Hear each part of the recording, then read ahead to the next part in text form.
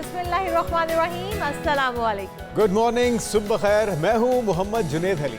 मैं हूँ ईशा लदनान। प्रोग्राम का बाकायदा आगाज़ करते हैं और सबसे पहले शामिल करते हैं टॉप 5 स्टोरीज।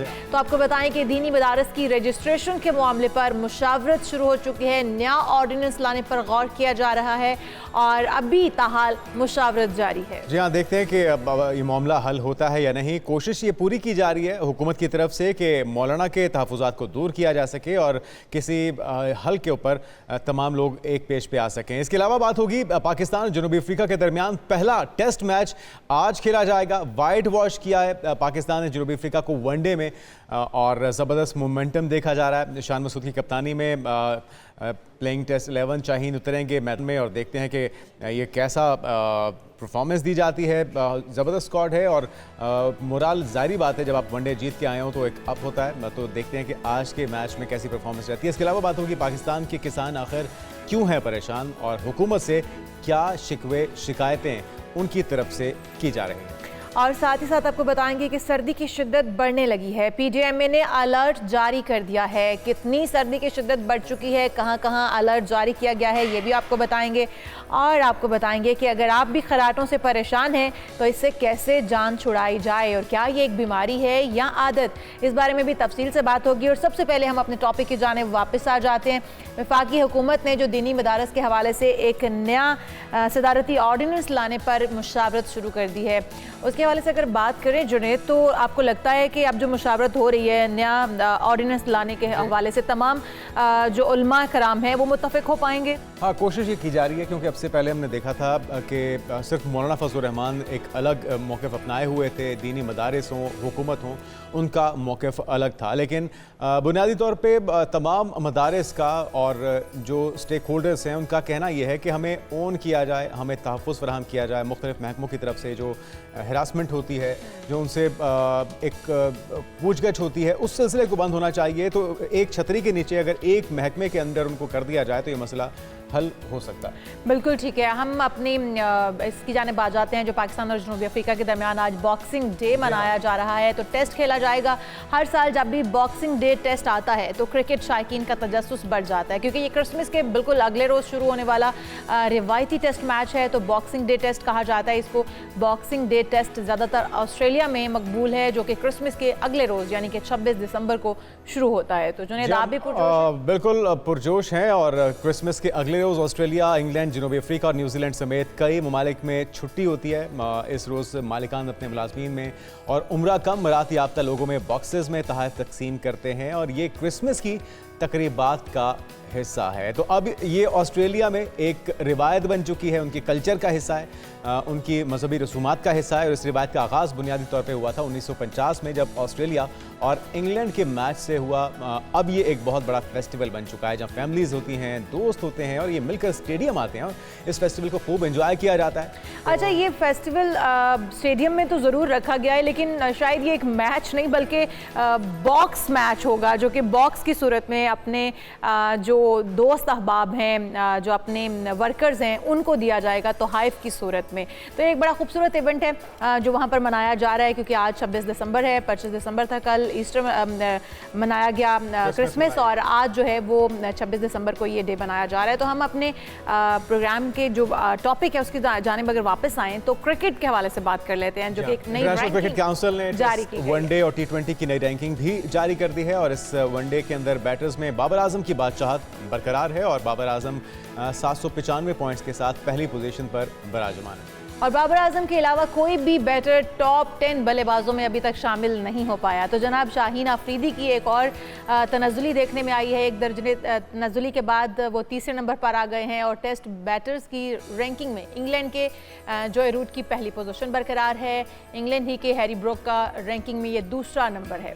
और भारत के खिलाफ शानदार बल्लेबाजी का मुजाहरा करने वाले ऑस्ट्रेलिया के ट्रेविस हेड एक दर्जा तरक्की के बाद चौथे नंबर पर पहुंच चुके हैं। तो ये रैंकिंग के मुताबिक जो तब्दीलियां आई हैं, जिसमें टेस्ट बॉलर्स में भारत के जसप्रीत बुमराह का पहला नंबर बरकरार और पाकिस्तान के नुमान अली 10 से 9वीं पोजीशन पर आ गए। आपको याद होगा कि ऑस्ट्रेलिया के खिलाफ जो टेस्ट मैच था उसमें ज़बरदस्त परफॉर्मेंस दी गई थी नुमान की तरफ से भी, साजिद की तरफ से भी। इसके बाद उनकी बेहतरी आई है। T20 बैटिंग रैंकिंग में ट्रेविस हेड की पहली पोजीशन इसी तरह से बरकरार है। आगे बढ़ते हैं और बात कर लेते हैं कुछ पिच आज के मार्के की। आज पहला टेस्ट मैच है पाकिस्तान और जनूबी अफ्रीका के दरमियान। वनडे में शानदार कारकर्दगी के बाद शाहीनों को टेस्ट मैचेस का जो चैलेंज दरपेश है, इसमें तवक्को की जाती है कि वो ज़बरदस्त परफॉर्म करेंगे और 4 पेसर्स के साथ मैदान में उतरना है। तो जो अहम किरदार होगा, 7 इसमें जो कहते हैं बैट्समैन शामिल किए गए हैं, क्योंकि हमेशा से हमें मसला रहा है बैटिंग लाइन का। तो अहमद कुरैशी स्पोर्ट्स तजियाकार हमारे साथ मौजूद है। अहमद भाई, वेलकम कहेंगे पाकिस्तान मॉर्निंग में। आपको लगता है कि यही वक्त की ज़रूरत थी, 7 बल्लेबाजों के साथ उतरना ज़रूरी था? क्योंकि हमेशा से हमें तनकीद का सामना भी रहा है, हमारी बैटिंग लाइन लड़खड़ा जाती है। ओपनर चल जाए तो मिडिल ऑर्डर चल जाए तो ओपनर कोई ना कोई मसला हो जाता है। साथ में पेसर्स ही की ज़रूरत है जिस तरह की पिच है। ओडीआईज में अच्छा परफॉर्म किया है, टी20 और टेस्ट में हम अभी भी स्ट्रगल कर रहे हैं। खास तौर पे अगर हम अपनी बैटिंग लाइन देखें तो टेस्ट क्रिकेट में हमारी बैटिंग लाइन बहुत ज़्यादा सफ़र करती है, और जिस तरह की साउथ अफ्रीका में कंडीशंस हैं जो बॉलर्स फ्रेंडली हैं, उसको सामने रखते हुए तो मेरे ख्याल में ये डिसीजन ठीक लिया गया है, क्योंकि टेस्ट में आपको अपनी बैटिंग का कोई इतना अंदाजा नहीं है।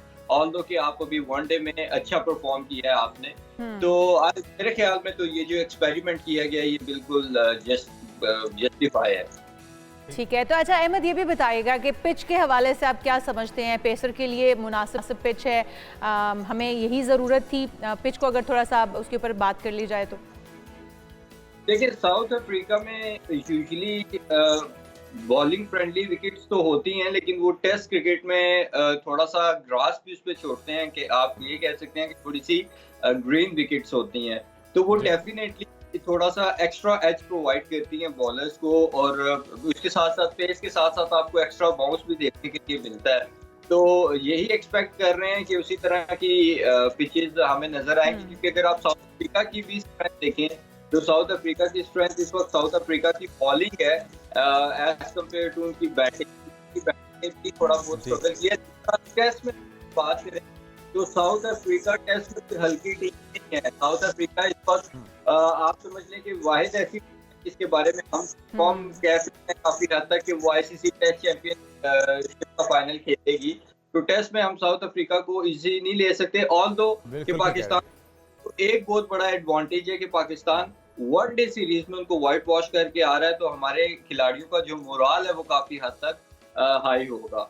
अच्छा अहमद, एक चीज़ बड़ी नोटिस की जा रही है, शायकीन भी इस पे बात कर रहे हैं, मुसलसल बात कर रहे हैं कि इंग्लैंड के खिलाफ जो टेस्ट मैच हम जीते थे उसके अंदर 2 टेस्ट मैचेस में 20 में से 19 खिलाड़ियों को जिन बॉलर्स ने आउट किया था वो नुमान और साजिद थे। इस स्क्वाड का भी हिस्सा ना होना तशवीश की बात नहीं आपके ख्याल में? देखिए, यहाँ पे मेरे ख्याल में तो किसी एक आधे को होना चाहिए था, खासतौर पे साजिद खान को, क्योंकि आप बिल्कुल ही उनको साइड लाइन नहीं कर सकते।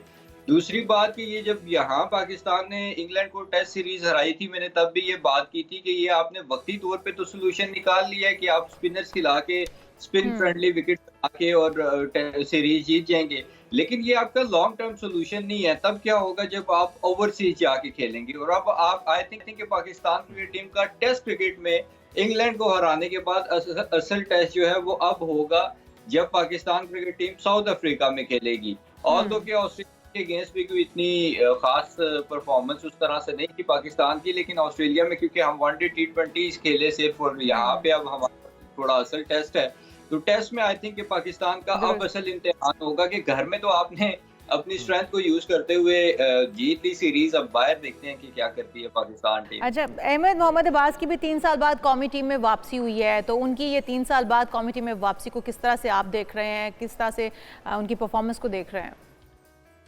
देखिए, मोहम्मद अब्बास बिल्कुल डिजर्व करता था कि वो पाकिस्तान क्रिकेट टीम में वापस आए, क्योंकि मोहम्मद अब्बास की आप अगर इंग्लैंड में परफॉर्मेंसेस देखेंगे तो वो टॉप क्लास की हैं, खासतौर पे काउंटी क्रिकेट में। अब जो इंग्लैंड की विकेट्स हैं और साउथ अफ्रीका की विकेट्स हैं, ये कंपैरेटिवली काफी हद तक सिमिलर बिहेव करती हैं। तो मोहम्मद अब्बास फास्ट बॉलिंग की जो आपकी पिचेस हैं उनके लिए सबसे बेस्ट ऑप्शन था आपके पास। मुझे ये नहीं समझ आई कि बेचारे को टीम से बाहर करके फिर साइडलाइन क्यों कर दिया गया था, लेकिन ये बहुत अच्छी बात है कि पाकिस्तान क्रिकेट बोर्ड और पाकिस्तान क्रिकेट बोर्ड की मैनेजमेंट अपनी गलतियों से सीख रहे हैं, और पास में जो गलतियां हुई उन गलतियों को ठीक भी करने की कोशिश कर रहे हैं, और उसका हमें रिजल्ट भी नजर आ रहा है कि पाकिस्तान क्रिकेट टीम की परफॉर्मेंसेस के अंदर भी इंप्रूवमेंट आ रही है। तो आई होप कि अब ये जो अब्बास का इंक्लूजन हुआ है या जो हमने वनडे सीरीज हराई है साउथ अफ्रीका को, ये भी हमें हेल्प आउट करे और हम टेस्ट में भी अच्छे से अच्छा परफॉर्म करें। लेकिन हमें ये भी देखना पड़ेगा कि साउथ अफ्रीका भी एक स्ट्रॉन्ग साइड है। अगर पाकिस्तान साउथ अफ्रीका को कम टाइम देती है तो इट मींस कि टेस्ट क्रिकेट में भी हमारा रिवाइवल वापस से हो रहा है। अच्छा, कप्तान शान मसूद हैं, उनकी कप्तानी के हवाले से क्या एक्सपेक्टेशंस हैं आपको, और जो सीनियर प्लेयर्स हैं ख़ासतौर पे बाबर आजम है, रिजवान है, दीगर जो प्लेयर्स हैं, उनके ऊपर कितनी भारी जिम्मेदारी होगी कि वो जूनियर्स को साथ भी लेके चलें और उनका मोराल भी बुलंद करें अपनी परफॉर्मेंस से? देखिए, शान मसूद की कप्तानी अगर आप देखें तो इंग्लैंड वाली सीरीज के अलावा कोई सच कोई खास रिजल्ट उसने प्रोड्यूस नहीं करके दिए पाकिस्तान क्रिकेट के लिए। शान ने बहुत ज़्यादा स्ट्रगल की है और ये वही शान मसूद है जिसकी कप्तानी में हम बांग्लादेश से घर में 2-0 से टेस्ट सीरीज हारे थे। तो जहां पाकिस्तान क्रिकेट टीम का ये सीरीज इम्तिहान लेगी, वहां शान मसूद की भी कप्तानी का इम्तिहान लेगी।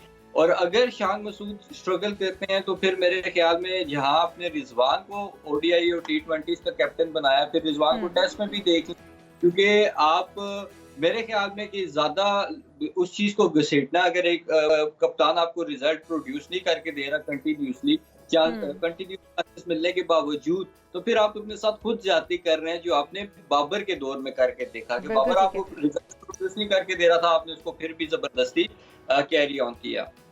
ठीक है अहमद, ये भी बताइएगा कि हमने अभी बड़ी अच्छी परफॉर्मेंस दी है, जिस तरह से आप कह रहे हैं कि हमने अच्छे से वाइट वॉश कर दिया है जनूबी अफ्रीका को। समझते हैं टेस्ट सीरीज़ में यही नतीजा देखने को मिलेगा, एक बार फिर से क्लीन स्वीप कर जाएगी शाहीन पाकिस्तानी टीम?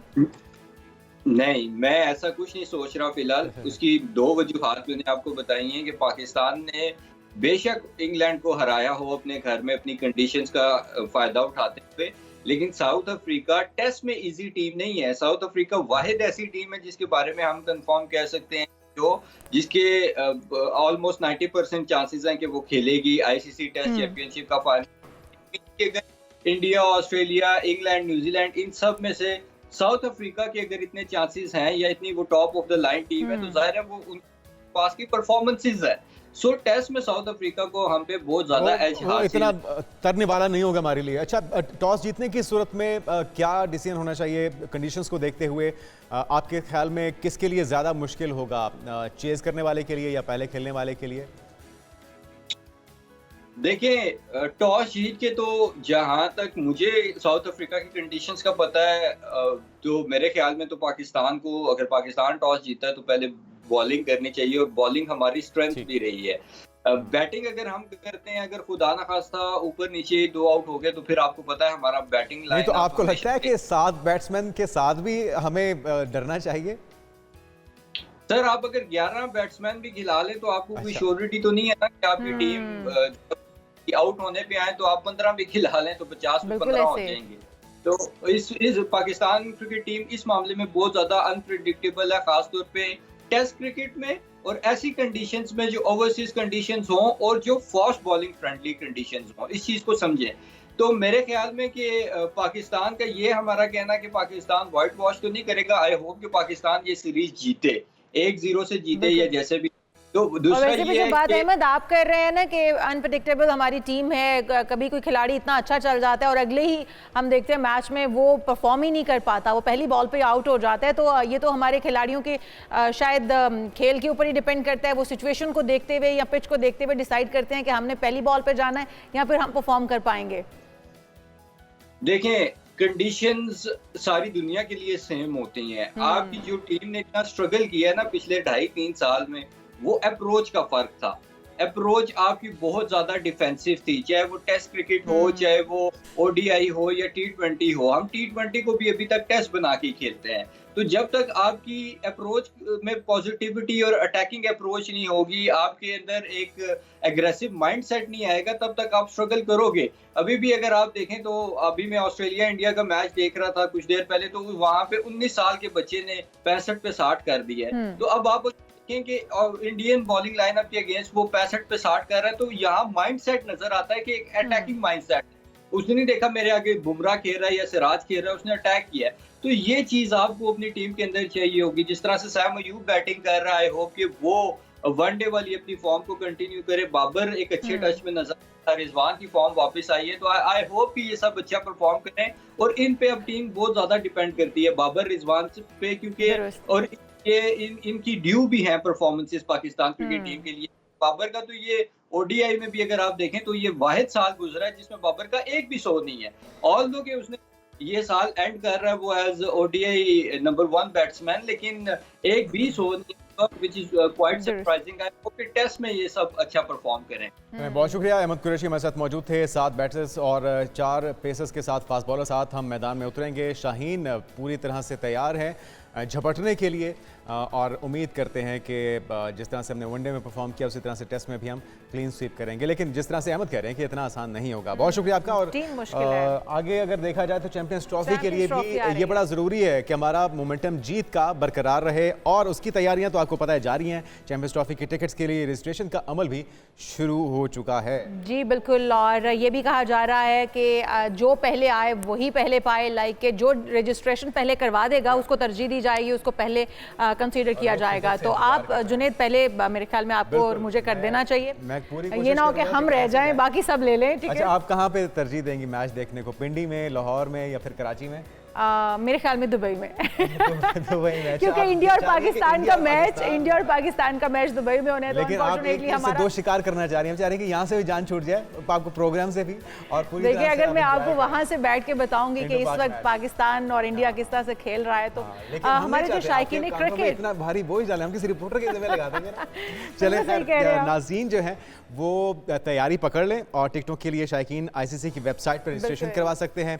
पहले रजिस्टर करवाने वाले शायकीन को टिकटों के लिए तरजीह दी जाएगी, ये कहना है आईसीसी का। और आईसीसी चैंपियंस ट्रॉफी 2025 फरवरी और मार्च में पाकिस्तान और दुबई में खेले जाएगी, जिसका शेड्यूल भी जारी कर दिया जाएगा, जारी किया जा चुका है। और अब आप तैयारी पकड़ लीजिए। बात फिर वही है कि पहले आइए और पहले पाइए के बुनियाद पे ये टिकट्स दिए जाएंगे। चलें जी हम आगे बढ़ते हैं और कुछ शायरी से आगाज़ करते हैं। कसूर हो तो हमारे हिसाब में लिखा जाए, मोहब्बतों में जो एहसान हो तुम्हारा हो। वाह वाह, खूब कहा है परवीन शाकिर अपनी शायरी से एहसासात को जिंदा करने वाली शायरा परवीन शाकिर की नाज़रीन आज 30वीं बरसी मनाई जा रही है, जिनके गुजर जाने के बाद भी सुखन की महफिलें उनकी शायरी से आबाद हैं और उनके सुनने वाले जो हैं वो उनको दाद दिए बिना रह नहीं पाते। और परवीन शाकिर ने 24 नवंबर को कराची के 1952 को कराची के जो बिल्कुल इल्मी घराने में उन्होंने आंख खोली थी और फिर अंग्रेज़ी अदब में दिलचस्पी की वजह से जामे कराची से एमए की संद हासिल की है। उन्होंने शायरी के बाब को अपने अल्फाज की मतलब उन्होंने मुअत्तर किया है, जिस तरह से मोती पिरोए जाते हैं उस तरह से वो शायरी करती थी और साथ में ब्यूरोक्रेट भी थी। उनकी ज़िंदगी से मुतल्लिक, उनकी शायरी से मुतल्लिक एक रिपोर्ट देखते हैं। 24 नवंबर 1954 को पाकिस्तान के शहर कराची में पैदा होने वाली उर्दू की मशहूर शायरा परवीन शाकिर ने अंग्रेजी अदब में जामिया कराची से एमए की डिग्री हासिल की और फिर 1991 में हार्वर्ड यूनिवर्सिटी से पब्लिक एडमिनिस्ट्रेशन में मास्टर्स की डिग्री हासिल की। परवीन शाकिर की पूरी शायरी में उनके अपने जज्बात और एहसासात का इजहार है। उनकी शायरी में एहसास की जो शिद्दत है वो उनकी हम असर दूसरी शायरात के कलाम में नजर नहीं आती। ये अजीम शायरा 26 दिसंबर 1994 को ट्रैफिक के एक हादसे में इस्लामाबाद में 42 साल की उम्र में मालिक हकीकी। परवीन शाकिर की आपने ये खूबसूरत गज़लें और शायरी सुनी है और यकीनी तौर पे आप महजूज हो रहे होंगे। हम यहाँ पर एक ब्रेक शामिल करते हैं और जब ब्रेक से वापस आएंगे तो हम बात करेंगे कि किसान इतने परेशान क्यों हैं, जो कि रीढ़ की हड्डी समझे जाते हैं किसी भी मुल्क की मईशत की। तो हम उस पर भी बात करते हैं, लेकिन एक ब्रेक के बाद। Stay with us. नाज़रीन वेलकम बैक। अब बात हो जाए कुछ किसानों की, उनकी परेशानी की। किसान बुनियादी तौर पे वो गर्द आलूद नगीना है जो खाक आलूदा पैराहन पहनकर हमारे लिए ज़रूरी अजनास काश्त करता है, लेकिन वसाइल की कमी और फसलों की मुनासिब कीमत ना मिलने के बायस किसान इज़्तिराबी कैफियत का शिकार हैं। हर साल यही मसला होता है, उनके मुतालबात सामने आते हैं, हुकूमत टाल मटोल से काम लेती है और फिर मामला आ जाता है सड़कों पे या फिर अदालत का दरवाज़ा खटखटाना पड़ता है। तो ये मामला किस तरह से हल होगा? फ़ारूक अख्तर म्यू साहब चीफ ऑर्गेनाइज़र हैं किसान बोर्ड पाकिस्तान के, उन्हीं से बात करते हैं, उनके मुतालबात जानने की कोशिश करते हैं। जी वेलकम टू शो कहेंगे आपको। फारूक साहब क्या मसाइल क्या हैं किसानों के, क्योंकि हम लोग हर बार देखते हैं मुतालबात सामने आते हैं, मसाइल की दुहाइयाँ दी जाती हैं कि हम मुश्किलात से दो चार हैं, हमें कीमतें अच्छी मुनासिब नहीं मिल रही। क्या हुकूमत मानती नहीं है कि हर साल आप लोगों को ये उनसे दरख्वास्तें करनी पड़ती हैं, रिट जो है वो देनी पड़ती है? क्या मसाइल क्या हैं आपके? पहले तो वो उनसे थोड़ा आगाह कीजिएगा। बिस्मिल्लाहिर्रहमानिर्रहीम। पहले तो मैं आपका शुक्रिया अदा करता हूँ कि इस अहम मौजू पे आपने इंतखाब किया और हमें मौका दिया। दूसरी बात यह है कि सबसे बड़ा अलमिया ये है कि ज़राअत पाकिस्तान की पॉलिसी में अवलीन तरजीह है ही नहीं। ज़री मुल्क है, हम इसमें सब कुछ कर सकते हैं, दुनिया को खिला सकते हैं। ये इलाका यही पाकिस्तान का जो बड़े सिरे से पहले अनाज घर था, और आज यहाँ पर किसान परेशान है, इस तरह भी कैफियत में गुजरा, उसकी मैशियत दिन ब दिन रूबे तनज़ली है। अच्छा, इसकी सबसे बड़ी वजह यह है कि गवर्नमेंट पूरी दुनिया में इस वक्त हर कम अज़ कम कोई 23 ममालिक में किसानों को सब्सिडीज दी जाती है, सपोर्ट किया जाता है, उसको सपोर्ट प्राइस का ऐलान किया जाता है, और उसमें कम अज़ कम कोई 30 फसलें हैं, और पाकिस्तान में सिर्फ 2 फसलें थी जिस पर गवर्नमेंट सपोर्ट प्राइस का ऐलान करती थी, एक गंदम और एक चावल, गन्ना। अच्छा, इस पर अब के जो गंदम के साथ हुआ वो बात बिल्कुल छुपी भी नहीं आपको है। वो भी रेट नहीं मिला था, और फिर मतलब मनमाने देखो, रेटों पर फार्मर को खरीदा गया। इनिशिएटिव दिया गया, उसको कंपेन चलाएगी, आप नाकिस इतना गंदम काश्त इंपोर्ट करें, की इतना गई, करें, नाकिस आपको इतने इनामात देंगे, सब कुछ देंगे। और जब वक्त आ गया, और उस वक्त किया जब जैसे किसी को सीढ़ी पर, आखिरी सीढ़ी पर चढ़ाकर पीछे सीढ़ी उतार लिया जाए। अब फार्मर ने तो काश्त कर लिया, अब करता क्या? बिल्कुल उसकी वजह से 1000 अरब रुपया मार्केट में आना था, वो सर्कुलेट नहीं हो सका। आज गवर्नमेंट ने कोशिश की एक आपको फार्मर को एडजस्ट करने की, कि किसान कार्ड बनाकर फार्मर को दिए जाएं। उसको अब 27 अरब रुपया अभी तक फार्मर ने निकलवाया है। तो इसकी वजह क्या थी? आपसे गंदम क्यों नहीं खरीदी गई? क्योंकि हम देख रहे थे गंदम तो बाहर से महंगे दामों मंगवाई गई है। मैं उसी बात को बताने लगा हूँ। असल में आज़ाद मुल्कों के तो ना, मकरूज़ कौमों के तो मौसम भी अपने नहीं होते। आपने जिन लोगों से पैसे लिए हुए हैं और मुल्क की जीडीपी का 60% लेना पड़ता, हम तो 90% पर जाकर ले बैठे। उन्होंने कुछ ना कुछ तो उन्होंने कहना ना, भाई यहाँ से कट लगाओ और यहाँ से पैसे लो, हमें पैसे जनरेट करके दो। उनको फिर किसान ही नज़र आया कि यहाँ से इसको किया जाए। अब वहाँ पर उन्होंने गंदम नहीं खरीदी कि भाई ये तो उनको इस वजह से मजबूर थे, उनको करना पड़ा। अब हमसे गंदम नहीं खरीदी, और फिर ऊपर जुल्म ये किया कि अभी तक मार्केट में गंदम की कीमत को 2700 रुपये मन से ऊपर नहीं जाने दिया जा रहा। इतना कंट्रोल किया हुआ है। अब फार्मर कहाँ पर जाएगा? अब फार्मर तो परेशान है। अभी इस वक्त करंटली फारूक साहब, एक तो गंदम का मसला वो आप बता रहे हैं कि वो हल नहीं हुआ, गन्ने के साथ भी वही किया जा रहा है, और आपको आपके हाल पे छोड़ दिया गया कि मिल मालिकान से आप डायरेक्ट रेट तय कर लें। हुकूमत कोई रेट नहीं निकाली, जिसकी वजह से वहाँ पे भी वही उससे ज़्यादा नुकसान होने का खतरा है। देखो, जो केन लॉ है उसमें लिखा गया है कि गवर्नमेंट हर हाल में इसको सपोर्ट प्राइस का ऐलान करेगी। अब वहाँ पर गवर्नमेंट ने, किसान बोर्ड पाकिस्तान के मरकज़ी सदर सरदार जफर साहब ने रिट की है, अदालत में हम गए, हमें अदालत से इंसाफ की तवक्को है, हमारे पास एक वहद वो रह गया, वहाँ पर हम करें, तो हमने वो की है। वहाँ पर उन्होंने ये एक दलील दी सरकारी वकील ने कि जी मे भी, यानी गवर्नमेंट मुकर्रर कर सकती है और नहीं भी कर सकती। अब उन्होंने फिर आर्डर दिया है कि आप ये मे भी वाली बात नहीं है, फार्मर मर रहा है, आप इनको कीमत दें। अच्छा, ये बड़ा अच्छा फैसला है। वैसे तो हम यकीन करते हैं अपनी अदालतों के ऊपर कि इंसाफ करेंगी, लेकिन माजी में हम देखते रहे कि आप लोग सड़कों पे आने का फैसला पहले करते थे, मुल्क का पहिया जाम पहले करते थे, बाद में ऐसे रास्ते अपनाए जाते थे, तो ये खुशाइंद है। लेकिन अगर यहाँ से इंसाफ नहीं मिलता तो फिर क्या हिकमत? देखिए, सड़कों पर आना इस मुल्क के हम भी बासी हैं, हमें पता है कि आने से नुकसान, मसाइल में इजाफा, मसाइल हल नहीं हो रहे। हम तो मसले का हल चाहते हैं। जब आप कोई रास्ता, सब तमाम रास्ते बंद कर देंगे तो वो आखिरी रास्ता एहतजाज। गवर्नमेंट ने कोई कमेटी नहीं बनाई, कोई ऐसी चीज? गवर्नमेंट इस मामले में कोई मतलब उनके ऊपर उनकी तरजीह में ये शामिल नहीं है कि हमने सुना। अब फार्मर का, अब गन्ने के मामले में ये, इससे पहले फार्मर गंदम की फसल उल्टा, फिर उसके बाद आपने धान की फसल पर उसके साथ हुआ, फिर उसकी मकई की फसल के साथ हुआ, और उसके बाद आपकी कपास जो आपकी सबसे बड़ा सोना है, मुल्क का सोना है, वो 14 मिलियन बेल से आकर 5.5 मिलियन पर आ गई है। अब आपको इस कपास जो दुनिया की यहाँ पर बेहतरीन पैदा होती थी इंपोर्ट करनी पड़ी। अच्छा, हुकूमत किसी भी अजनास के ऊपर रेट जो है वो मुकर्रर नहीं कर रही, या फिर स्पेसिफिक कुछ चीज़ें हैं, जैसे आपने गंदम का पहले जिक्र कर दिया, या गन्ने का, या कपास का, या तमाम चीज़ों के ऊपर रेट लिस्ट जारी नहीं की जा रही? देखिए, मिसाइल गवर्नमेंट का एक किरदार था मिडल मैन के दरमियान और फार्मर के दरमियान, खड़ी है कि भाई ये लाइन खाई थी, आप इस पर करो, उस पर किसान को तहफ़्फ़ुज़ मिलता था। गवर्नमेंट ने अपना वो किरदार ख़त्म कर दिया है, और खुसूसी तौर पर शुगर मिलों के हवाले से अब वहाँ पर ये मामला इस वक्त फार्मर रो रहा है, खून के आंसू रो रहा है कि उसको रेट 300 रुपये दिया जा रहा है, 325 रुपया दिया जा रहा है, 350 रुपये अब गन्ने का बता रहे हैं, गन्ने का दिया जा लागत रहा है आपको मन के कितनी हिसाब आती है? से। अब वहाँ पर फिर ये भी कहा जा रहा है कि आप जनाब, आपने अगर नगद आपने पैसे जल्दी पैसे लेने हैं तो ये रेट मिलेगा, और फिर उसके बाद उस पर जुल्म ये हो रहा है कि वहाँ पर गन्ने का जो वैरायटीज़ का नॉन वैरायटीज़ शो करा दी जाती है।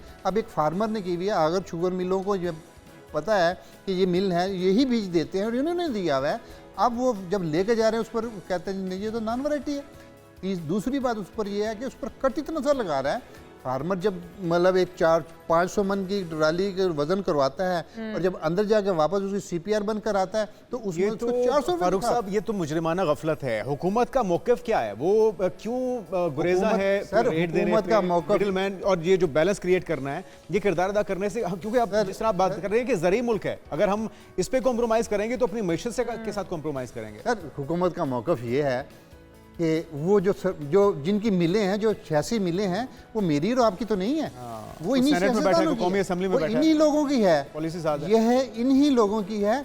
तो क्या वो उन्होंने यहाँ पर अगर यहाँ पर तहफ़्फ़ुज़ के लिए करना है, महंगाई अरूज पर है, आप सब्ज़ी की ले जाएं तो पता आपको लगेगा, और वहाँ पर आपने अपने उन्हीं बाख्तियार लोगों ने 500 गुना अपनी तनख्वाहों में इजाफा कर लिया, 500% इजाफा कर लिया। तो क्या वहाँ पर उनको खुली छुट्टी नहीं मिल रही? उन्होंने कहा भी जब सब कर रहे हैं तो हमें भी तो उनको छुट्टी मिली हुई है। अच्छा, तो आपके एहतजाज में जो इस वक्त आपने कहा है कि अगर आपको नहीं होता तो फिर एहतजाज की कॉल, जाहिर है कि मजबूरन आपको हुकूमत के उसमें रास्ते में हायल होना पड़ेगा, आपको बाहर सड़कों पर निकलना पड़ेगा। उससे पहले आप कौन कौन से मुतालिबात रखना चाहते हैं जो हम अपने प्रोग्राम के थ्रू गवर्नमेंट तक पहुँचा सकें? देखें जी, हमारा सबसे बड़ा पहला मुतालबा तो ये है कि ज़राअत को पॉलिसी मेकर अवलीन तरजीह करार दें। ये सनती मुल्क नहीं है, ये जुल्म हुआ इस मुल्क के साथ कि आपने ज़री मुल्क को सनती मुल्क बनाने की कोशिश की है। तो हम अब भी इस पर कर सकते हैं। एक तो हमारा सबसे बड़ा मुतालबा ये है। दूसरा हमारा सबसे बड़ा मुतालबा ये है, जो गन्ने का इशू चल रहा है कि गवर्नमेंट ने आज तक वो एक जो पेमेंट का एक तरीक़ेकार बताया है, वो उस पर एक कागज़ का एक टुकड़ा दिया जाए जिसको CPR बोलते हैं, उसको चेक का दर्जा दिया जाए। हमारा तीसरा सबसे बड़ा मुतालबा ये है, जो आप माचिस की डिब्बे पर तो आप कीमत लिखते हैं, आपने खाद की बोरियों पर कीमत नहीं लिखते और रातों रात कीमत बढ़ती है, रातों रात अमीर हो जाते हैं और फार्मर लूट जाता है। तो हमारा तीसरा मुतालबा ये है कि खादों की कीमतों पर बोरियों पर कीमत का फौरी तौर पर अंदराज किया जाए। हमारा चौथा मुतालबा ये है कि ये चीज़ें जो हम कर रहे हैं, गवर्नमेंट को हर हाल में सपोर्ट प्राइस का, गवर्नमेंट का तो कुछ भी नहीं जाता, गवर्नमेंट को देना भी नहीं पड़ता, गवर्नमेंट का सिर्फ इतना होता है भाई आपने ये कीमत देनी है, और फार्मर से कहता है फार्मर को भी तहफ़्फ़ुज़ है, हुकूक का तहफ़्फ़ुज़ तो गवर्नमेंट नहीं करना है जी, बिल्कुल आप ठीक कह रहे हैं। अच्छा, जमात इस्लामी से कितनी आपको उम्मीदें वाबस्ता हैं? हाफिज़ नईमुर रहमान साहब, उन्होंने ऐलान किया प्रोटेस्ट का। जहाँ तक हाफिज़ नईमुर रहमान साहब की बात है, मैं कह रहा हूँ ये ऐसे हालात में हाफिज़ नईमुर रहमान किसानों के लिए हवा का बाद नसीम बनकर ताज़ा झोंका आया हुआ है, और वो किसानों को उनसे बहुत उम्मीद है। वो अपनी हर टॉपिक पर, हर मौजू पर, हर तकरीर में किसानों की बात कर रहे हैं। इसलिए कर रहे हैं, उनको पता है कि इस वक्त पाकिस्तान में जो सबसे मजलूम तरीन तबका है वो फार्मर कम्युनिटी है। उसको पिछले 3-4 फसलों से उसको लॉस जा रहा है। अब मैंने आपको अभी मिसाल दे रहा था किसान कार्ड की। अब इस वक्त खाद मार्केट में वाफर तादाद में मौजूद हैं, 27 अरब रुपया फार्मर ने निकलवाया है, और कितने फार्मर ने निकलवाया? सिर्फ 12 लाख फार्मर ने निकलवाया है। करोड़ों फार्मर हैं उसको, और वो कर क्या रहे हैं? गवर्नमेंट ने तो अपनी जगह हम फार्मर को सपोर्ट कर रहे हैं। आपके पास मैं जाता हूँ, मैं किसान हूँ, मैं खाद आपसे खरीदी, मैंने 3 बोरियाँ ली, आपको 2 बोरियाँ सस्ती बेच दी और एक मैं अपनी उसमें ले गया, और इसका अब ऑटोमेटिकली जो नुकसान होना है जब गंदम की फसल पर होना है, इस दफ़ा गंदम की वो क्रॉप फसल की वो नहीं आ फसल उस पैदावार नहीं होनी, हमारी जो फी और हमें फिर नाकिस गंदम इंपोर्ट करनी पड़ेगी। हमने एक बार जी फिर सर नाकस तो चलो हम कर लें, हमें वो गंदम हमें खानी पड़ती है मेरे पाकिस्तान के शहरियों को, जो वो मुल्क अपने जानवरों को डालते हैं। दुरुस्त, ये बात ठीक है। अच्छा, ये तमाम पाकिस्तान के किसानों के यही तहफ़्फ़ुज़ात हैं जिसकी आप तर्जुमानी कर रहे हैं, देखें, और सभी एक पेज पे भी हैं। देखें, जहाँ तक मुतालबा तो सब किसानों के एक ही हैं, वो शकरगर का किसान ले लो, वो गिलगित बल्तिस्तान का ले लो, या रहीम यार खान का ले लो, वो एक ही उसके मुतालबा है। वो ज़मीन का मतलब बेटा है और वो उसने जो फसल करनी उसको तो एक ही बात है कि उसकी मईशत कमज़ोर हो रही है। जहाँ तक रही एक पेज की बात, सबके मुतालबात तो एक ही हैं, लेकिन यहाँ पर एक पेज धड़ेबंदी है कुछ। देखें, जहाँ तक धड़ेबंदी है, इस यहाँ पर पूरी दुनिया में एक असूल है कि लड़ाओ और हुकूमत करो। जी जी जी। और सबसे प्यारा उन्होंने सबसे प्यारा किसान को स्कैटर्ड किया हुआ है। मैं यही कह रहा हूँ कि इतनी ये फिर आपकी grouping कर दी। वीकनेस भी हो सकती है, क्योंकि हुकूमत एक धड़े के साथ जो कंपैरेटिवली मुज़ाकरात कर लेगी, मुज़ाकरात करेगी, उनको मना लेगी, फिर आपके जो असल मुतालबात हैं वो कॉम्प्रोमाइज़ हो जाएंगे। देखें, हमें इससे कोई नहीं, वो किसी से भी मुज़ाकरात कर लें, फार्मर को हल मिलना चाहिए, उसको तोहफ़्फ़ मिलना चाहिए, उसकी मईशत मजबूत होना चाहिए। फार्मर इस मुल्क का मौसम है, वो शहरी आबादी को जो खुराक फराम करने की जिम्मेदारी ले रहा है, सर्द रातों में वो जागता है और सब कुछ करता है, तो फिर उसके बाद उसको जो तोहफ़्फ़ भी ना मिले तो वो कहाँ पर जाए। बिल्कुल ठीक कह रहे हैं फारूक साहब, और हम भी हुकूमत से यही दरख्वास्त कर सकते हैं कि वो कुछ होश के नाखून ले और कुछ आपकी दुहाइयाँ जो तकालीफ हैं उनको महसूस करें और उनका कोई सद्देबाब करें, कोई हल निकालें। किसानों को इनका तहफ़्फ़ुज़ फराहम पेट पर- करना ये हुकूमत जो कि रियासत माँ के जैसी होती है, ये उसका काम है। बहुत शुक्रिया बिल्कुल जी, बिल्कुल साहब, उसका हमने काम। कोशिश की है और हुकूमत को चाहिए कि इन ना सिर्फ मुतालबात को सुने बल्कि इस पे अमल पैरा हो और इस बात को यकीनी बनाएं। और सड़कों पर आने उनका से इस्तेहसाल पहले हो। ही उनके मुतालिबात मान लिए जाएं तो बेहतर है, बजाय इसके कि पहिया जाम हो जाए, हड़ताल हो और एहतजाज की कॉल दे दी जाए। इससे पहले गवर्नमेंट को कुछ सीखना होगा, कुछ समझना होगा। हम आगे बढ़ते हैं और कुछ बात कर लेते हैं मौसमी चीज़ों की। मकई हो, सिट्टा हो, भुट्टा या छली, इसको मुख्तलिफ ज़ुबानों में मुख्तलिफ नामों से पुकारा जाता है। एक ऐसी चीज़ है जो कि शायद हर किसी को पसंद होती है। बिल्कुल ऐसे, मैं तो बहुत शौक से खाती हूँ। ये एक ज़बरदस्त अनाज भी है जो बहुत ही बहुत से फ़वाइद हैं इसके।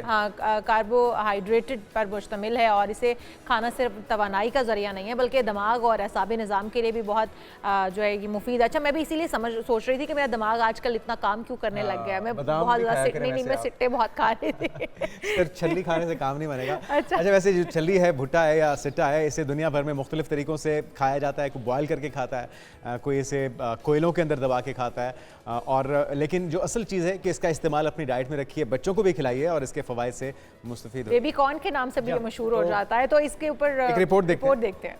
बचपन में अक्सर ये पहेली सुनते थे, हरी थी मन भरी थी, 1.25 लाख मोती जड़ी थी, राजा जी के बाग में 2 शाला ओढ़े खड़ी थी। पूछिए जी, बिल्कुल मकई का भुट्टा। अगर आप पाकिस्तान के रहायशी हैं तो आप इस सुनहरी मोतियों की छल्ली का सिर्फ और सिर्फ 30 रुपए में मजा ले सकते हैं। अगर यही बात करें अमरीका की, तो इस मीठी कुदरती गजा से आप 390 रुपए में मुस्तफीद हो सकते हैं। और सुने, ये हरा 2 शाला ओढ़े मीठी मकई आप ओमान में तकरीबन 680 रुपए में खा सकते हैं, जबकि दुबई में रहने वाले इस भुट्टे से तकरीबन 780 रुपए में लुत्फानंदोज हो सकते हैं। इसे दुनिया भर में मुख्तलिफ तरीकों से खाया जाता है। बाज लोग उबालकर और बाज भूनकर खाना पसंद करते हैं। इसे पाउडर या आटे के तौर पर भी इस्तेमाल किया जाता है। इस मकई के दानों में बनाने वाले ने क्या खूब गजाइत रखी है। माहिरीन की जानिब से पीले जायके से भरपूर छोटे छोटे दानों पर मुश्तमिल मकई के दानों में मौजूद गजाइत इंतहाई सेहत बख्श करार दी गई है। इसमें मौजूद विटामिन B1 और B5 तवानाई फराहम करने के साथ साथ पट्ठों के नए खुलियात बनाने में भी अहम किरदार अदा करते हैं। मकई के इस्तेमाल से सेहत पर मुताद्दिद तिबी फवायद हासिल होते हैं, जिन्हें नजरअंदाज करना बेवकूफ़ी होगा। डाइटिंग करने वाले अफराद के लिए भी मकई एक बेहतरीन ऑप्शन है। सिट्टे के और सिट्टे के फवायद देखें तो अपनी डाइट का हिस्से से बनाइए। अच्छा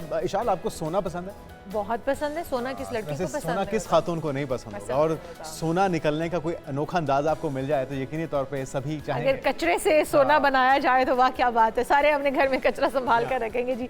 सोना हासिल करने की जो ख्वाहिश है वो तो जाहिर है सब में है, लेकिन ये और हासिल सोने का करना हसूल इतना इतना आसान आसान नहीं नहीं है। ताहम ताइवान में आर्टिस्ट कचरे को सोना बना रहे हैं। मुनफरिद आर्टिस्ट ने ये लो जॉन का कहना है कि उन्होंने शुरू में ही घरों में पड़ी हुई चीज़ों का इस्तेमाल किया जिनमें ज़्यादातर इलेक्ट्रॉनिक्स की अशिया शामिल थी, वर्कशॉप और घर में बहुत सारी ऐसी चीज़ें होती थी जिन्हें फेंकने का दिल नहीं करता था, तो उन्हें अपने पास रख लेते थे। फिर आहिस्ता आहिस्ता उन्होंने इन चीज़ों को बनाना शुरू कर दिया। काम शुरू करने के बाद उन्हें पता चला कि वो इसे कितना कारआमद बना सकते हैं। तो ये वो वाला सोना नहीं है, वो उसको कारआमद बनाना वाला सोना है कि मुफीद बना दिया जाए। लेकिन ये कि आप किसी भी चीज़ को कीमती बना सकते हैं और उसको फेंकने से बेहतर है कि उसका इस्तेमाल किया जाए, उसको यूटिलाइज़ किया जाए, तो वो भी आपके लिए सोने से कम नहीं होता। तो लॉजून अपनी वर्कशॉप में बच्चों को भी इलेक्ट्रॉनिक फुजले से नई मसनूआत बनाना सिखाते हैं, जो कि बहुत ही फ़ायदेमंद चीज़ है। एक तो यह कि आप कूड़ा ज़्यादा नहीं फैलाएंगे और साथ में उससे फ़ायदा भी उठाते रहेंगे। बाहर आप फेंकते हैं वो बहुत सारे जानवरों के लिए नुकसानदेह है और फिर आपकी रिसाइकलिंग इसी को कहते हैं कि आप उस वेस्टेज से कुछ कारआमद बना सकें। एक ब्रेक लेते हैं, बहुत से अहम इशूज़ हैं जिस पे आज बात होगी, हमारे साथ रहिए। प्रोग्राम में एक बार फिर से आपको खुशामदीद कहते हैं और बात करते हैं होनहार कराटे चैंपियन निम्रा निसार ने एक और एजाज़ हासिल किया है। निम्रा निसार कायदे आज़म गेम्स में पहली पोजीशन हासिल करके गोल्ड मेडल की हकदार करार पाई हैं। तो ये पहली पोजीशन उन्होंने किस तरह से हासिल की, कितना मुश्किल रहा और कितनी उन्होंने तैयारी इसके पीछे की थी। निम्रा निसार हमारे साथ ही मौजूद हैं, गोल्ड मेडलिस्ट बॉक्सर हैं ये। वेलकम टू शो कहेंगे निम्रा आपको। निम्रा, कितनी मेहनत करनी पड़ी और लड़कियों के लिए तो ये काम बड़ा ही मुश्किल है क्योंकि लड़कियां तो बड़ी नाजुक अंदाम होती हैं। किस तरह से आपने ये पहाड़ जैसा मुकाबला सर कर लिया? Thank you so much. अच्छा, ये ऑल ओवर पाकिस्तान से जा रही थी और पिछले 3 साल से मैं एज ए इंस्ट्रक्टर सिखा रही हूँ, तो ये मेरे लिए टफ था, मुश्किल था और कंपटीशन भी अच्छा था। और उस लिहाज से अल्लाह ताला का करम है कि मैंने गोल्ड मेडल हासिल की है पाकिस्तान के लिए और इस्लामाबाद की तरफ से। अच्छा निम्रा, आपने इस गेम का इंतखाब कैसे किया आप? क्योंकि बात फिर वही है कि लड़कियां नरम व नाजुक होती हैं। किसी को देख के इंस्पायर हुई थी, कोई आपका आइडियल था इस फील्ड में, या फिर कुछ ऐसे एक्सपीरियंसेस थे कि आपको ये गेम चुनना बनी किसी की दुर्गत बनाने के लिए? ना कोई ऐसे एक्सपीरियंस था और ना कोई मेरा आइडिया है, बस फैमिली सपोर्ट थी और शौक था जो मुझे यहाँ तक लेके आया। वो शौक किसको देख के पैदा हुआ? किसी को देख के नहीं हुआ, बस खुद से लड़ने का शौक था, बॉक्सिंग करने का शौक था। ये क्या शौक था? कायदे आज़म गेम्स में आपने ये पोजीशन हासिल की है, इसके आगे भी कोई मतलब आपके हैं गोल्स? जी, आगे भी चैंपियनशिप्स आ रही हैं, उनमें भी पार्टिसिपेट करना है इंशाल्लाह। जब तक मेरी ग्रेजुएशन नहीं हो जाती उसके बाद फिर मैंने नेक्स्ट ब्लैक बेल्ट्स के लिए मूव करना है। ठीक हो गया। तो क्या गोल सेट किए हुए हैं फिर? क्या इसके बाद आपने करना है? किस मुकाबले में आप पार्टिसिपेट करेंगी? इसके बाद एक गिदान कंपटीशन आ रहा है जिसमें कि कंपटीशन होगा, वहाँ पे भी मुझे इनवाइट किया गया है, वहाँ पे भी मैं किसी के थ्रू जाऊंगी। और उसके अलावा फिर मेरा इंटरनेशनल का इरादा है, लेट्स सी। अच्छा, कायदे आज़म गोल्ड मेडल ट्रॉफी जो थी उसमें आपने पहली पोजीशन हासिल की है, गोल्ड मेडल तक का सफ़र कैसा रहा? इसके लिए क्या कुछ करना पड़ा? कितने घंटे की ट्रेनिंग करती हैं? क्या लाइफस्टाइल है, क्या डाइट प्लान होता है जिसको फॉलो करती हैं? To be honest, last 2 years में मैंने कोई ख़ास डाइट प्लान भी फॉलो नहीं और उसके अलावा मैं सिखाने में ही मसरूफ़ थी और खुद की स्टडीज़ में मसरूफ़ थी। कि इनविटेशन पे गई थी वहाँ पे एज अ इंस्ट्रक्टर, क्योंकि रावलपिंडी इस्लामाबाद में मैं हूँ और मेरे साथ मेरी सिस्टर है, तो हम दोनों को इनवाइट किया गया था वहाँ पे। वहाँ जाके मुझे एक टीचर ने कहा कि आप मेरी तरफ से यहाँ पे रिंग में आ जाएं। ये किक बॉक्सिंग का बेसिकली कंपटीशन था और मैं क्योंकि खान की स्टूडेंट हूँ, तो उस अकॉर्डिंग मेरे माइंड में था कि कुछ रूल्स हैं इनके काफ़ी डिफरेंट हैं, तो आई थॉट कि शायद मुझसे ना हो पाए, लेकिन अल्लाह ताला का करम है। ज़बरदस्त, हमारी तरफ से ढेरों मुबारकबाद हो आपको। अच्छा, इसके अलावा कायदे आज़म गेम्स के अलावा आपने कौन कौन से टाइटल जीते हैं निम्रा? मैं MMA खेल रही हूँ, किक बॉक्सिंग स्टार्ट की है मैंने, उसके अलावा जुजुत्सु, रेसलिंग, और मैं रिसेंटली अभी पुलिस लाइन में ट्रेनिंग कर चुकी हूँ, इसके अलावा करवा रही हूँ, और बस यही सब है साइड एक्टिविटीज। अच्छा, कितने टाइम से निम्रा आप ये प्रैक्टिस कर रही हैं? कितना अरसा हो गया आपको इस गेम में? I was in 10th class जब से मैंने स्टार्ट लिया था और ये मेरी रूटीन का हिस्सा बन चुका है, डेली ट्रेनिंग करना, संडे को भी रेस्ट नहीं होता। अच्छा, तो निम्रा इसमें तो चोट लग जाने का भी खदशा होता है, फेस ख़राब हो जाने का खदशा होता है, तो कभी इस तरह का डर भी हुआ कि सामने वाला हरीफ जो है वो ज़्यादा मजबूत है, वो मुझे मतलब नुकसान भी पहुंचा सकता है? ये डर ही आपको सबसे पहले हरा देता है, और मैंने कभी भी रिंग में जाके ये नहीं सोचा कि सामने वाला मुझसे ज़्यादा मुझसे ज़्यादा कोई स्ट्रांग नहीं है, अच्छा, जो मैं कर सकती हूँ वो कोई और नहीं। बिल्कुल, मॉरली आपको उससे ज़्यादा बरतर होना पड़ता है। बहुत सी लड़कियां भी आपकी तरह बनना चाहती हैं, घर वालों का, मुल्क का नाम रोशन करना चाहती हैं, उनके लिए क्या मैसेज है, क्या मोटिवेशन देंगी उन्हें? उनके लिए यही मोटिवेशन है कि आप इसको ये नहीं सोचो कि लाइक आपकी लाइफ में सिर्फ स्टडीज़ और घर संभालना रह गया है। मैं खुद ही इन सब कामों को करती हूँ, मेरा ये नहीं है मोटिव कि मैं सिर्फ स्पोर्ट्स पे तवज्जो दूँ और उसके अलावा स्टडीज़ पे। मैं अपने घर पे भी उतनी ही तवज्जो देती हूँ जितनी स्पोर्ट्स पे देती हूँ, तो आप लोग बहाने बनाना छोड़ दें। ज़बरदस्त। अच्छा, इंटरनेशनल प्लेटफॉर्म्स के लिए भी कोई तैयारी कर रही हैं, उसके भी कोई प्लान्स हैं, और गवर्नमेंट से किस किस्म की सपोर्ट चाहेंगी, उनकी तरफ से क्या कुछ होना चाहिए? कुछ ऐसी गेम्स हैं जिनमें गवर्नमेंट सपोर्ट कर रही है, और जो मैं स्टाइल लेके चल रही थी उसमें गवर्नमेंट का सपोर्ट नहीं था, क्योंकि वो पाकिस्तान में उस तरह खेली भी नहीं जाती थी। लेकिन अब मैंने अपनी गेम्स को थोड़ा चेंज किया है, और तकरीबन साल है मैं इन पे अबूर हासिल करूंगी, और उसके बाद इंशाल्लाह इंटरनेशनल के लिए जाऊंगी। इंशाल्लाह, ढेरों दुआएं आपके लिए, बेस्ट ऑफ लक, और इसी तरह से पाकिस्तान का नाम रोशन करती रहिए। ये थी निम्रा निसार, जो कि कायद-ए-आज़म ट्रॉफी में गोल्ड मेडल जीत चुकी हैं, और अभी बहुत से प्लान्स हैं इनके, बहुत से सफ़र बाकी है तय करना। तो ये पाकिस्तान का वो खूबसूरत चेहरा है, वो टैलेंट है जिसको पॉलिश करने की ज़रूरत है, जिन्हें हुकूमती गाइडेंस की और सपोर्ट की बहुत ज़रूरत है। और इस तरह की बहुत सारी बच्चियां और भी हैं जो निकलना चाहती हैं पाकिस्तान के लिए, अपने घर वालों के लिए कुछ करना चाहती हैं, तो हमारा फ़र्ज़ ये है कि हम उन बच्चियों को सपोर्ट करें, ना कि उनके रास्ते में रुकावटें हायल करें। उन बच्चियों को आगे बढ़ने के लिए कदम से कदम मिलाकर वालिदैन को भी और इस सोसाइटी को भी उनका साथ देना होगा, ताकि वो कुछ कर सकें। बिल्कुल ऐसी है। और आगे बढ़ते हैं, बात हो जाए कुछ पाकिस्तानी मारूफ अदाकारा की। पाकिस्तान की मारूफ अदाकारा हैं मरीना खान, जो कि 62वीं सालगिरह अपनी मना रही हैं। मरीना खान 26 दिसंबर 1962 को पाकिस्तान के खैबर पख्तूनख्वा के शहर पेशावर में पैदा हुई थी, और धूप किनारे, तन्हाइयाँ, इस तरह के बेशुमार ड्रामे जो कि हमने बचपन में देखे हैं, और उनकी जो यादें आज भी उसी तरह से ताज़ा हैं, और उनके अंदर जो मरीना खान का किरदार होता था वो आप इन्हें बचपन से देख रहे हैं, लेकिन आज भी वो उतनी ग्रेसफुल हैं। और मैं खुद बचपन से, हाँ, आप बचपन से जो है ना उस चीज़ पे फोकस करें। उनके वालिद रहमत खान जो हैं डेरा इस्माइल खान के ज़िला टांग से ताल्लुक़ रखने वाले एक पश्तून ख़ानदान से थे, और उनकी वालिदा जो हैं अनार रहमत अंग्रेज़ी निजात थी, लेकिन वो पेशावर में रहने लगी थी। तो मरीना जो टांग के नवाब कुतुबुद्दीन खान की पोती हैं, और क्योंकि ये कॉम्बो थी और इसलिए इतनी खूबसूरत और ग्रेसफुल भी नज़र आती हैं। बिल्कुल, और उनकी अदाकारी भी बड़ी ज़बरदस्त थी। ऐसा नहीं है कि वो अदाकारी में किसी किस्म की उन्होंने कोई कमी छोड़ी हो। आगे बढ़ते हैं और बात हो मिस्र की, तो हमेशा से तारीख़ एतबार से मिस्र अहमियत का हामिल रहा है, और माहिरीन आसार कदीमा ने हाल ही में मिस्र में खुदाई के दौरान गैर मामूली नमूने दरियाफ्त किए हैं, जिनमें से सोने से बनी ज़ुबानें और नाखून शामिल हैं। ये बड़ी हैरत जी, और मिस्री वजारत सयाहत और नवारदात ने एक फ़ेसबुक पोस्ट में इस खोज का ऐलान किया है, और इन शियाउल जनासा में सारे कदीमा के मकाम से जो मिली हैं उनमें कुछ जिस तरह से नाखून आप बता रहे थे, और जिस तरह से कुछ आप दीगर चीज़ें बता रहे थे, वो नमूने मिले हैं। अंदाज़ा है कि ये नमूने बतलीमिया के दौर के हैं, जब मकदूनिया के यूनानियों ने मिस्र पर 305 कबल मसीह से 30 कबल मसीह तक कंट्रोल हुकूमत की। और एक प्रेस रिलीज़ में वजारत सेहत ने यह भी बताया कि मुख्तलिफ तावीज़ और जार मिले हैं, जिनमें रॉ, आइसिस, हॉरस और ओसिरिस देवताओं की तस्वीर कशी की गई है, और इसके अलावा 13 इंसानी ज़ुबानें और सोने के नाखून भी मिले हैं। तो ये एक मुनफरिद और तब से अब तक मतलब महफूज हालत में रहे हैं, ये बड़ी हैरान कुन बात है। तो चीज़ें वैसे ही रहनी थी, उसको बस पॉलिश किया होगा उन्होंने, उसके बाद जो महकमा है उन्होंने उसके हवाले कर दिया होगा। और बार्सिलोना यूनिवर्सिटी और शिकागो यूनिवर्सिटी की तरफ से ये मुश्तरका आसार कदीमा के मिशन ने रंगीन कनिदाकारी और तहरीरों के अलावा दीगर मुनफरिद आसार कदीमा के जो आर्टिकल्स थे वो वहाँ पर रखे हैं, और इनके ऊपर अब तलबा जो है वो यहाँ रिसर्च करेंगे और जानने की कोशिश करेंगे कि एग्जैक्टली ये कितने साल पुराने हैं। तो एक ज़बरदस्त तहकीक थी, हमने कहा आपके साथ शेयर कर लेते हैं, लेकिन अभी बहुत कुछ बाकी है जो कि हम डिस्कस करेंगे, बहुत से अहम टॉपिक्स हैं। लेकिन अगले घंटे में एक ब्रेक के बाद आप हमारे साथ रहिएगा।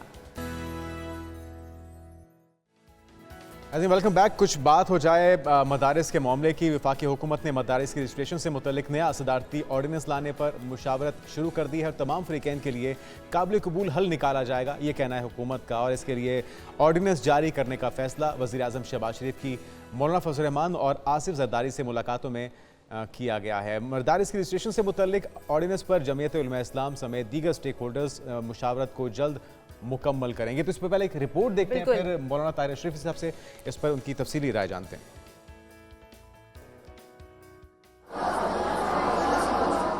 मदारस रजिस्ट्रेशन से मुतल्लिक नया सदारती आर्डिनेंस। नए आर्डिनेंस पर ईवान सदर, ईवान वज़ीर आज़म और वज़ारत कानून में मशावरती अमल में JUI के कानूनी मुशीर सेनेटर कामरान मुर्तज़ा भी शामिल। हुकूमती ज़राए के मुताबिक आर्डिनेंस जारी करने का फैसला वज़ीर आज़म शहबाज शरीफ की मौलाना फजल रहमान और सदर आसिफ जरदारी से मुलाकातों में किया गया। मदारस की रजिस्ट्रेशन से मुतल्लिक आर्डिनेंस पर जमीयत उलमा इस्लाम समेत दीगर स्टेक होल्डर्स से मशावरत के अमल को जल्द मुकम्मल किया जाएगा। ज़राए का कहना है कि नए आर्डिनेंस में डायरेक्टोरेट जनरल मजहबी तालीम और सोसाइटी रजिस्ट्रेशन तरमीमी एक्ट के तहत मदारस को कानूनी तहफ़्फ़ुज़ फराहम किया जाएगा। सिद्दीक साजिद, एक न्यूज़, इस्लामाबाद।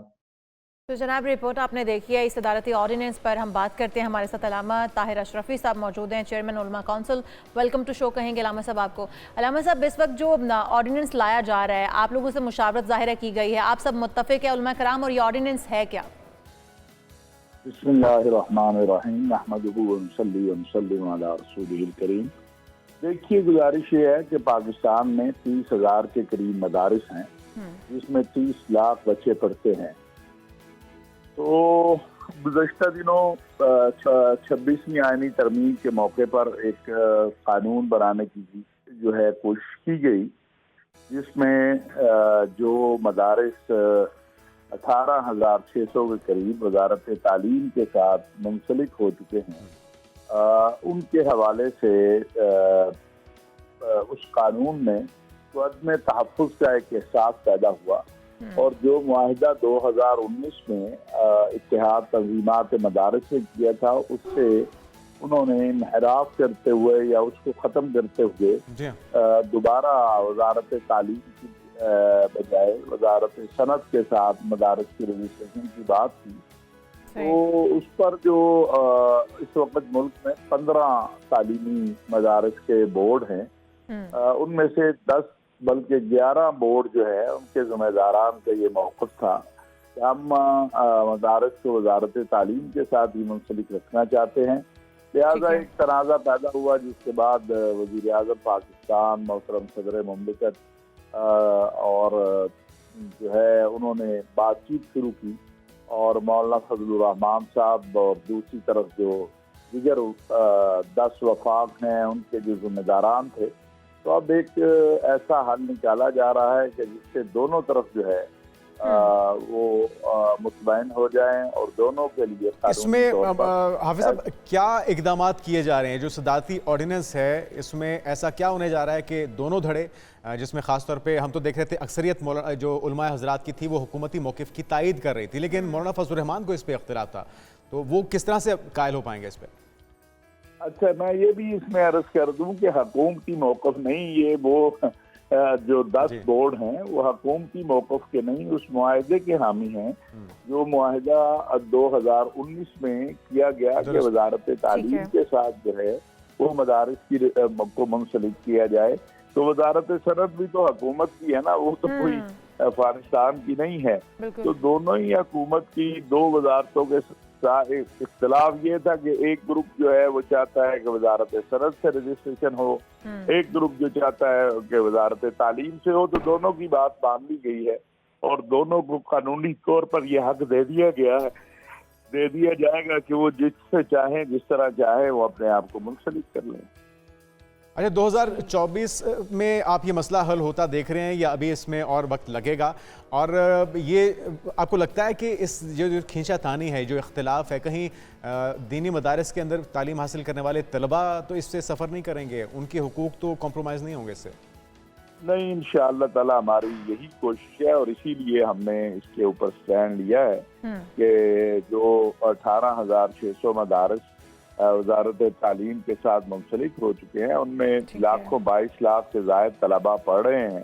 तो ऐसी कानून साजी जिससे उनका मुस्तकबिल जो है वो खतरे में आए, ये ना कबूल की जा सकती थी, ना उसको कबूल किया गया।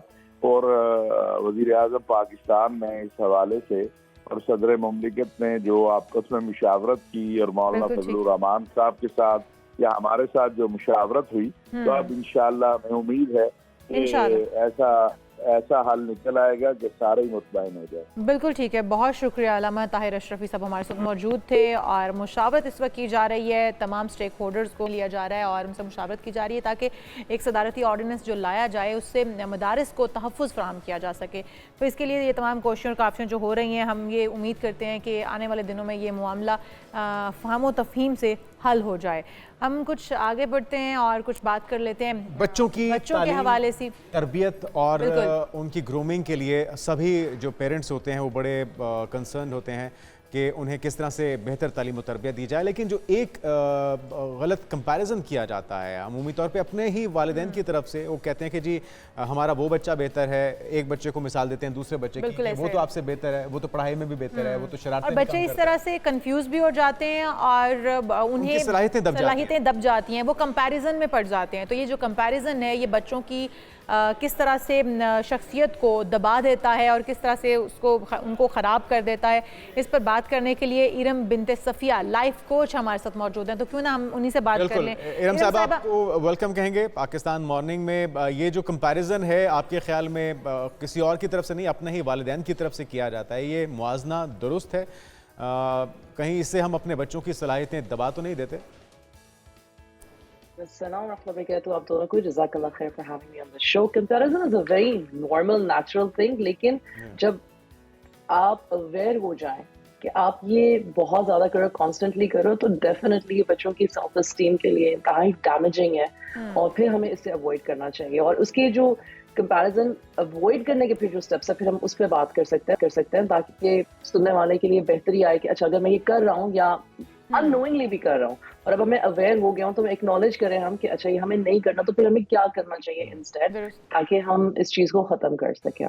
अच्छा, तो इरम साहिबा, बच्चे को हम समटाइम देखते हैं कि पेरेंट्स खुद ही अपने ही बच्चों में, अगर 2 बच्चे हैं 3 बच्चे हैं तो उनमें डिफरेंस करना शुरू कर देते हैं कि फ़लाँ तुमसे बेहतर है, उसके मार्क्स इतने अच्छे हैं, वो पढ़ाई में बहुत अच्छा है, वो फ़लाँ सब्जेक्ट में बहुत अच्छा है। उसकी वजह से क्या समझते हैं कि दूसरा बच्चा कोई पॉजिटिव चेंज उसमें आएगा या नेगेटिविटी उसके अंदर आएगी कि वो दूसरे अपने ही बहन भाइयों के खिलाफ होना शुरू हो जाएगा, उनसे नफरत करना शुरू कर देगा कि ये पेरेंट्स के ज़्यादा अजीज़ है, पेरेंट्स ज़्यादा मोहब्बत करते हैं, पेरेंट्स को ज़्यादा पसंद है। कंपैरिजन ना दोनों तरफ से वर्क करता है। एक का तो सेल्फ एस्टीम लो कर ही रहा है लेकिन दूसरे में एरोगेंस पैदा कर रहा है कि मैं इससे बेहतर हूँ। So either way it's really bad. और सबसे पहली चीज जो करने की है वो ये है कि आप हर बच्चे की इंडिविजुअलिटी को सेलिब्रेट करो। ठीक है कि एक बच्चा मैथ में या किसी भी चीज में बहुत अच्छा है और दूसरा बच्चा जो है उसकी क्रिएटिव सेंसेस किसी और में, स्पोर्ट्स में, किसी और चीज में बेहतर है, तो understand your own children better. सबसे पहले करने का काम एज अ पेरेंट ये होना चाहिए। और अवॉइड लेबल्स। सेकंड चीज ये होनी चाहिए कि वो बेहतर, उसका ए, उसका सी। ठीक है, मेहनत जरूर करें, आप अपने बच्चे को इंकरेज जरूर करें, अप्रिशिएट जरूर करें, but in a healthy manner.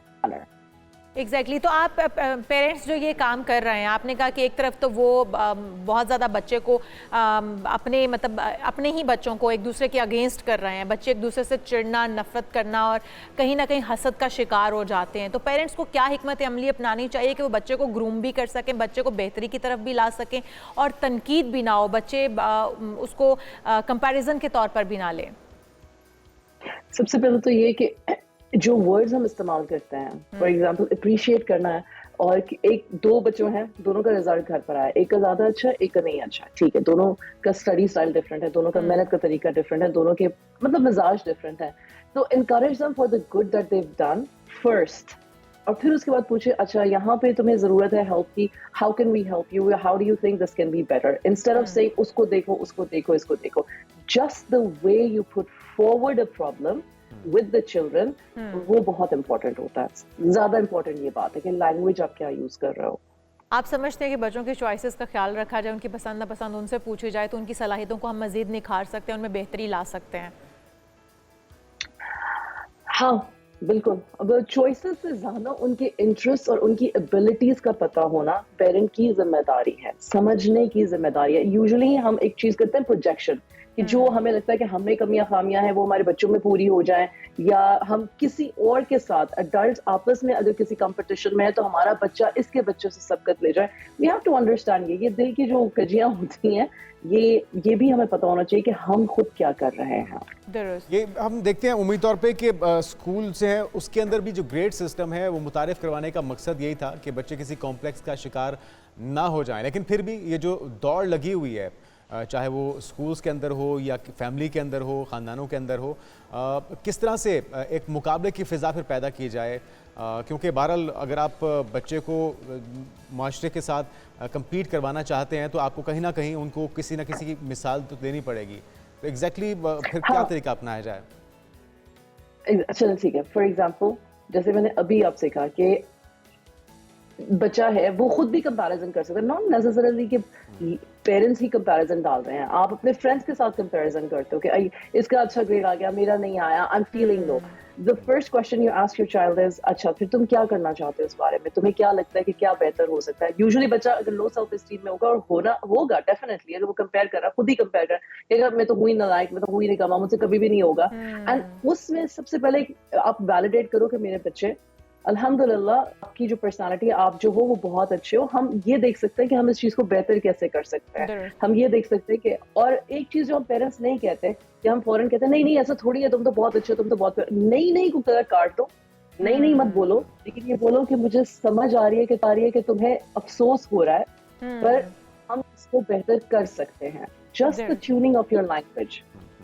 Okay, आपने अल्फाज के चुनाव की बड़ी बात की है कि अल्फाज का चुनाव इस तरह से रखें कि बच्चों को तनकीदी भी ना लगे, और उनके ऊपर अगर हम बात कर भी रहे हैं उन्हें कुछ समझाने के अंदाज में हम कर रहे हैं, तो जो पेरेंट्स बच्चों के लिए सब्जेक्ट्स भी खुद चूज़ करते हैं, उनके लिए फ्यूचर खुद प्लान करते हैं, क्या समझती हैं कि वहाँ पर आके बच्चा कितना दब जाता है कि जो वो खुद करना चाहता है, जो उसकी सलाहियतें उसको खुदा ने अता की हैं, जो वो कर सकता है, उसकी एबिलिटीज़ कहाँ तक दबाई जाती हैं पेरेंट्स की मर्ज़ी के मुताबिक चलाने की वजह से, और स्कूल्स भी फिर उनके ऊपर जो इम्पोज कर देते हैं चीज़ें, वो कितना इम्पैक्ट जो है बुरा छोड़ती हैं बच्चों के ऊपर।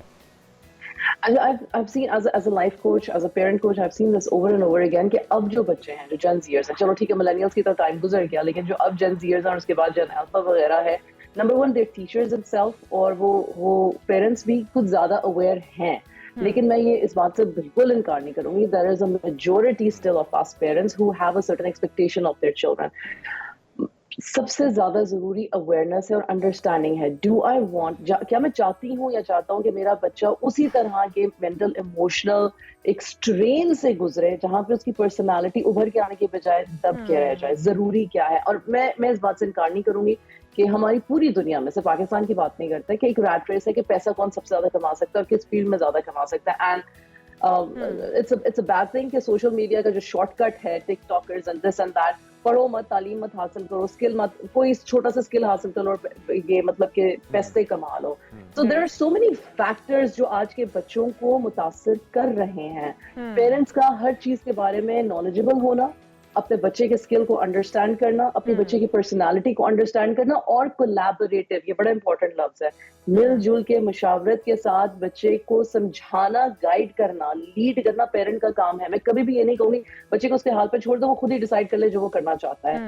बच्चा है, किसी वजह से बच्चा है, लेकिन इतना भी बच्चा नहीं है कि अपने लिए बेहतर चूज ना कर सके। ये पेरेंट का काम है कि उसके स्किल को निखारे, उसके स्किल को निखारे और उसे डायरेक्शन दे। और ये डायरेक्शन उसको किस एज तक दी जा सकती है? आपने कहा कि बच्चा है लेकिन इतना भी बच्चा नहीं है, तो वो कौन सी आइडियल एज है जहां तक हमें इन चीज़ों को बहुत ज़्यादा कंसीडर भी करना है, ख्याल भी रखना है, और उसके बाद फिर हमने बच्चे के ऊपर छोड़ देना है कि जी अब आप इतने समझदार हो सकते हैं या हो चुके हैं कि आप अपने मुस्तकबिल का या अपनी पसंद नापसंद का फैसला करने के काबिल हैं? तो एज भी you start from the primary school age, 10 years नहीं, 8 years की एज से स्टार्ट करें। 8 years की एज में आपको बच्चे के स्किल समझ में आना शुरू हो जाते हैं। आप उसको बहुत सारे कॉम्पिटिशन्स में, बहुत सारी चीजों में डाल रहे होते हैं, आपको दिख रहा होता है। By the time they are 18 वो चीज उनके अंदर आ चुकी होनी चाहिए, ये कॉन्वर्सेशंस होनी चाहिए। हमारे यहाँ मसला ये है, हम मैट्रिक FSA में आके कहते हैं अच्छा बताओ अब क्या करना है।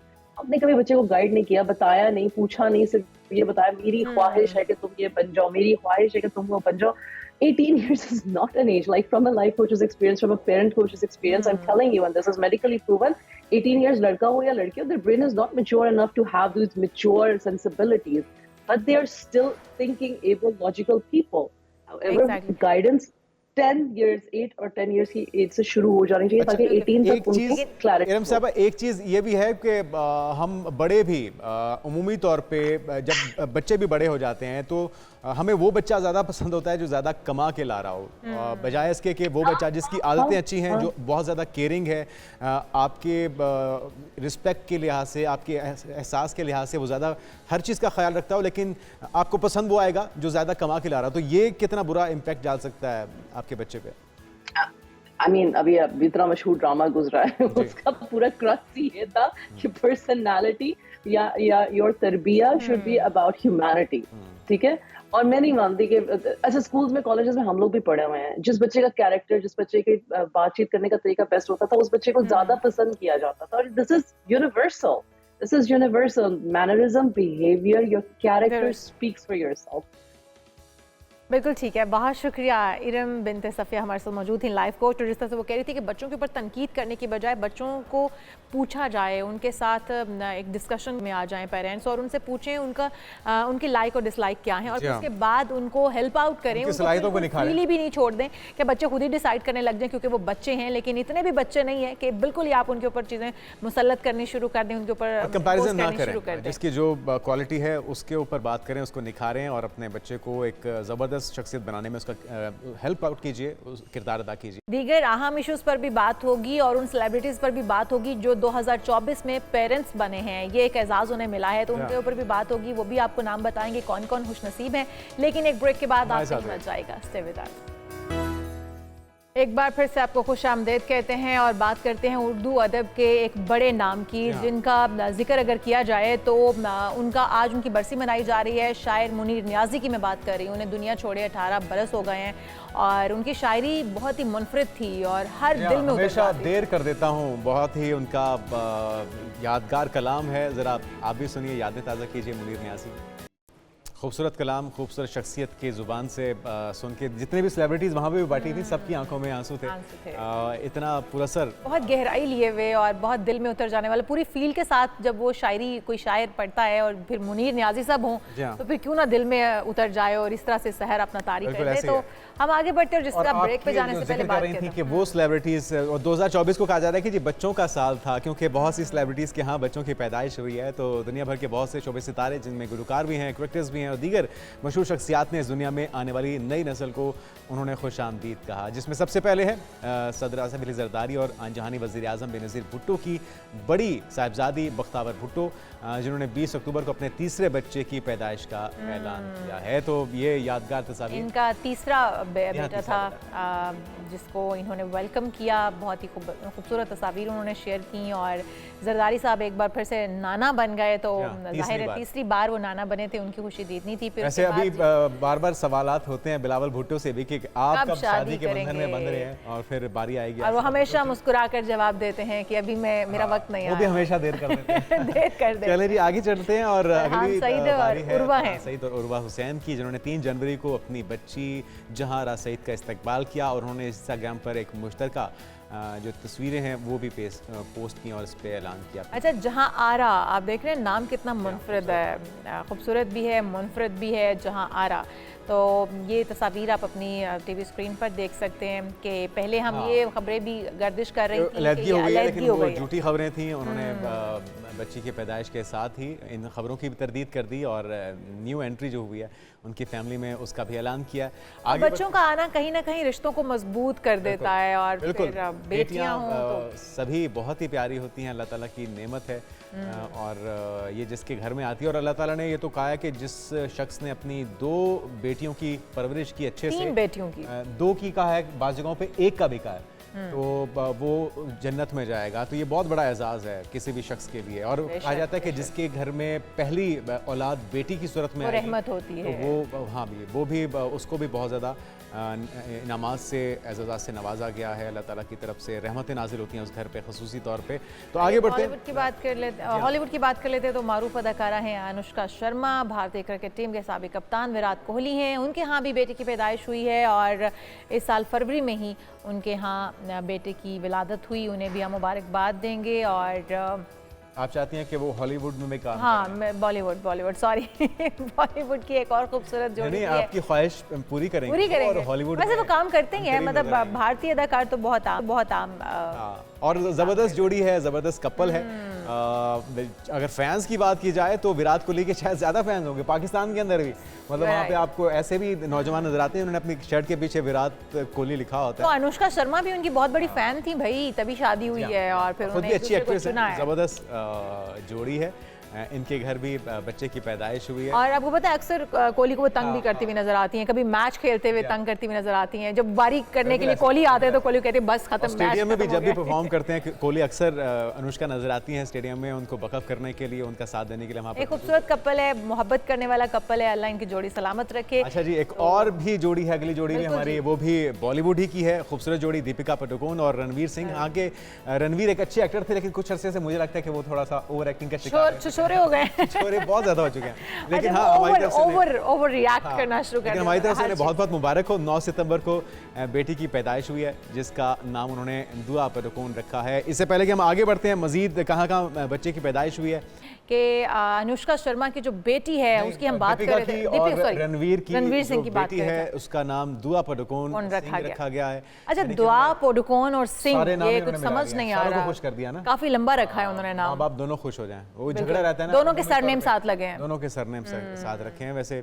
कल्चर तो हमारा यही है कि वालिद का नाम रखा जाता है, नहीं भी रखा जाता या शादी के बाद चेंज भी हो जाता है, लेकिन इन्होंने दोनों को खुश कर दिया, पादुकोण भी और सिंह भी। ठीक है, तो अच्छा जी, अगली जो जोड़ी है, दोनों की शादी अगर बात की जाए, रणवीर की और दीपिका की, तो हुई थी 14 नवंबर को 2018 में हुई थी और बच्ची की पैदाइश हुई है, दुआ उन्होंने नाम रखा है। आखिर में बात कर लेते हैं पाकिस्तानी क्रिकेटर की, हसन अली और उनकी अहलिया हैं सामिया, जिनके यहाँ 26 फरवरी को दूसरे बच्चे की पैदाइश हुई है और उन्होंने भी सेलिब्रेट किया है इसे और मीडिया के साथ, अपने फैंस के साथ ये खुशी तस्वीर भी शेयर की है उन्होंने। और फिर रावलपिंडी एक्सप्रेस, शोएब अख्तर और उनकी अहलिया रुबाब खान ने 1 मार्च को अपने तीसरे बच्चे और पहली बेटी को खुशामदीद कहा है। उन्होंने ये ऐलान एक सोशल मीडिया पोस्ट के जरिए किया है। अच्छा, वैसे काफ़ी अरसे तक ना शोएब अख्तर ने मीडिया पे अपनी फैमिली को इंट्रोड्यूस नहीं कराया था, काफ़ी वो ज़्यादा वो इंट्रोवर्ट थे, लेकिन बहरहाल अब वो सोशल मीडिया का दौर है और वो खुद भी अपना व्लॉग्स भी करते हैं, मुख्तलिफ इंटरव्यूज़ भी देते हैं, तो अपनी फैमिली में अपने बच्चों को अब वो उनका तीसरा बच्चा है लेकिन बेटी उनकी पहली है और उन्होंने बड़ी खूबसूरत तस्वीर जो है वो शेयर की हैं। और ये वो तमाम लोग हैं जो 2024 में पेरेंट्स बने थे, जिनको हम आपके साथ शेयर कर रहे हैं। उसके बाद फिर बारी आ जाती है फास्ट बॉलर की, शाहीन आफरीदी, जो कि उनकी अहलिया हैं, उनचा आफरीदी, शाहिद आफरीदी की बेटी हैं। 24 अगस्त को पहले बच्चे का उन्होंने इस्तकबाल किया है और बड़े यंग नाना की ये नवासी हैं माशाल्लाह से। तो हैंडसम है ही, खूबसूरत है ही, और इनके जो नाना है शाहिद आफरीदी, वो किसी से कम नहीं है, वो भी किसी से कम नहीं है और इतने यंग नाना ये यकीनी तौर पे बायस से, और वो खुद बेटियों के माशाल्लाह से वालिद हैं और अब उन्हें पहला उनके घर में बेटा शुरू हो चुके हैं माशाल्लाह से आया है। तो ज़ारा नूर अब्बास की बात कर लेते हैं जी। ज़ारा नूर अब्बास और उनके शौहर असद सदीकी के यहाँ मार्च को पहली बच्ची की 27 मार्च को है और 27 मार्च को उनके यहाँ बेटी पैदा हुई है। उन्होंने भी सोशल मीडिया पर मुश्तरका पोस्ट में ये ऐलान किया कि अल्लाह ताला ने उनको रहमत से नवाजा है। और फिर अदाकारा और मेज़बान सनम जंग, जिनके मॉर्निंग शोज़ हम सब देखते थे, उनके शौहर कासिम जाफरी को 22 जुलाई को उनके दूसरे बच्चे की पैदाइश के मुबारकबाद देते हैं। उन्होंने भी तस्वीर जो है वो शेयर की थी। जी हाँ, और अपने मुल्क से बहुत प्यार करती हैं और बहुत से फैंस हैं उनके। बहरहाल एक लंबे अरसे तक वो मॉर्निंग शो करती रही हैं और आखिर में बारी आती है जी जस्टिन बीबर की, सुपर मॉडल से ब्यूटी मॉडल बने बिल्कुल जी। हेली बॉल्डविन और कैनेडियन गुलकार जस्टिन बीबर ने अपने पहले बच्चे बेबी बॉय जैक ब्लूस की पैदाइश का ऐलान किया था और ये वो सारे पेरेंट्स थे, सेलिब्रिटीज़ थे जिनके यहाँ बच्चों की पैदाइश हुई। तो और इसीलिए हम कह रहे थे कि 2024 जो है वो बच्चों का साल था। मतलब ऐसी कितनी सेलिब्रिटीज़ हैं जिनका हमने बता दिया और अभी बहुत सी सेलिब्रिटीज़ ऐसी हैं जिनका हमने नहीं बताया, वक्त की कमी के बायस 2024 बच्चों का साल रहा। मौसम जो है वो अब हम बात कर लेते हैं सर्दी के मौसम की, क्योंकि अब इस वक्त सर्दी का मौसम है और और अगर हम सर्दी की बात करें तो डे बाय डे शिद्दत में इजाफा हो रहा है। जो जुनैद कह रहे थे कि सर्दी कब आएगी, इन्होंने जो मैं नहीं कह रहा था, वो सारा सभी पाकिस्तान इंतजार पूछ कर रहे रहा थे। था अच्छा, जब सर्दी शुरू हो गई हमारे ठंड यहाँ कहाँ मसला गई? पता है क्या, एक ठंड चीज कहीं मिलती रूठ गई है, यार। एक चीज मिलती है, हम दूसरे की जो है वो उम्मीद लगा लेते हैं, फिर दूसरी मिलती है हम तीसरे की अच्छा, उम्मीद वैसे लगा लेते हैं। आपका पसंदीदा वेदर कौन सा है? समर या Obviously, विंटर? मुझे विंटर बिल्कुल पसंद नहीं है, क्योंकि आप बिल्कुल आप ना थोड़ी सी आपकी खान साहब वाली बिल्कुल आप तबीयत है। बाहर निकल नहीं खान पाते साहब हैं। आपको पता ना किसको कहते हैं? लाहौरी जो जुगत मारनी होती है ना, तो वो असल में जो हसास तबीयत के मालिक होते हैं उनको खान साहब कहा जाता है। लेकिन नहीं, उनको ठंड बहुत लगती है, मुझे इस वजह से नहाने से भी डरते हैं। नहीं वो बिल्कुल पानी नहीं, मेरे अपने साथ पास ही गिरा के समझते हैं कि नहा लिया उन्होंने। मेरे साथ ऐसे मसाइल अच्छा, बिल्कुल फिर नहीं है, ठीक। लेकिन ऑब्वियसली सर्दी में आपको बहुत ज़्यादा बीमारियां लाहक हो जाती हैं, लाइक जैसे अभी जैसे मेरे अभी आपको गले में लगी है। बिल्कुल मेरे गले में जिस तरह से अभी भी खराश तो आप फील हो रही है, तो स्ट्रेप्सिल्स का इस्तेमाल करें। स्ट्रेप्सिल्स का शानदार इस्तेमाल भी है, शानदार भी है। दुरुस्त कह रहे हैं आप। और तो ये चाय तमाम पिएं, जो कॉफी पिएं। बिल्कुल दुरुस्त कह रहे हैं आप, जो ये मौसम की चलें, तब्दीली है, इसकी ये हम हमारी बात गपशप कर तो लेते चलती हैं रहेगी। सरदार साहब को शामिल सरफराज गुफ्तगू करते हैं, चीफ मेट्रोलॉजिस्ट हमारे साथ मौजूद हैं। सरदार साहब, आपको वेलकम कहेंगे पाकिस्तान मॉर्निंग में। ये ठंड फाइनली आ चुकी, लेकिन बारिश खुल के नहीं पड़ी। वो उस दिन लास्ट टाइम भी बात हुई थी, सरप्राइजिंग बारिश हुई थी लाहौर गिरदोनवा में, लेकिन असल बारिश, खुल के बारिश कब होगी, कहाँ होगी? जी बिल्कुल, कराची में भी अच्छी खासी ठंड हो गई है, खासकर रात में और सुबह में। तो जैसे आपने कहा, पूरा मुल्क इस वक्त कोल्ड वेव की ग्रिप में है, और पिछले कह लें कोई दो हफ्ते हो गए तकरीबन, अब तो 3 हफ्ते समझ लें हो गए, यानी 9, 7 या 8 दिसंबर से जो शुरू हुई थी, तो अभी तक बरकरार है वही कोल्ड वेव। और आहिस्ता आहिस्ता जैसे आप जनवरी की तरफ बढ़ेंगे तो जाहिर है और ज़्यादा शिद्दत आएगी इसमें, क्योंकि जनवरी तो ज़्यादा सर्द महीना होता है। और बारिश का आप पूछ रहे थे, तो वो तो हल्की सी वेव जो उधर बेसिकली जो वेस्टर्न और नॉर्दर्न इंडिया की तरफ कुछ क्लाउड्स मास जमा हुआ था अरेबियन सी से ही मॉइस्चर पिक करके, तो उधर बर्फबारी शिद्दत से होने की तवक्को है नॉर्दर्न एरियाज में? शिद्दत से तो नहीं कह सकते, क्योंकि इस साल जो है मामूल से कम है बारिशें भी, और जाहिर है जब बारिशें कम है तो फिर बर्फबारी भी मामूल से कम ही दिखाई देती है। लेकिन अगला स्पेल जो है जनवरी के पहले दिनों में, यानी 3 या 4 जनवरी को है, वही शुमाली इलाकों में, तो उससे उम्मीद है कि उधर अच्छी बारिश भी हो जाएगी केपी में और गिलगित बल्तिस्तान, कश्मीर में। और अच्छा, पंजाब में बारिश की कोई फोरकास्ट नहीं है मजीद सरदार साहब, क्योंकि जो पंजाब के शहरी हैं वो इस वक्त बीमारियों में मुब्तला हो रहे हैं, वो दुआएं कर रहे हैं कि बारिश जल्द से जल्द हो जाए। कोई उम्मीद जाहिर हो रही है, कोई बारिश की फोरकास्ट है आने वाले दिनों में? देखें, जो वही मैं कह रहा था ना, 3 या 4 जनवरी को एक्सपेल मुतवक्के है, उसके पंजाब नतीजे के लिए भी आप में कह रहे फिर आपके सेंट्रल और नॉर्थ पंजाब में, जी सेंट्रल पंजाब और नॉर्थ पंजाब में, नॉर्थ पंजाब में तो खासकर यानी आपका सियालकोट, नारवाल और गुजरांवाला, गुजरात वगैरह, इससे ऊपर के जो इलाके हैं उनमें तो हो सकती है उस स्पेल के नतीजे में तवक्को है।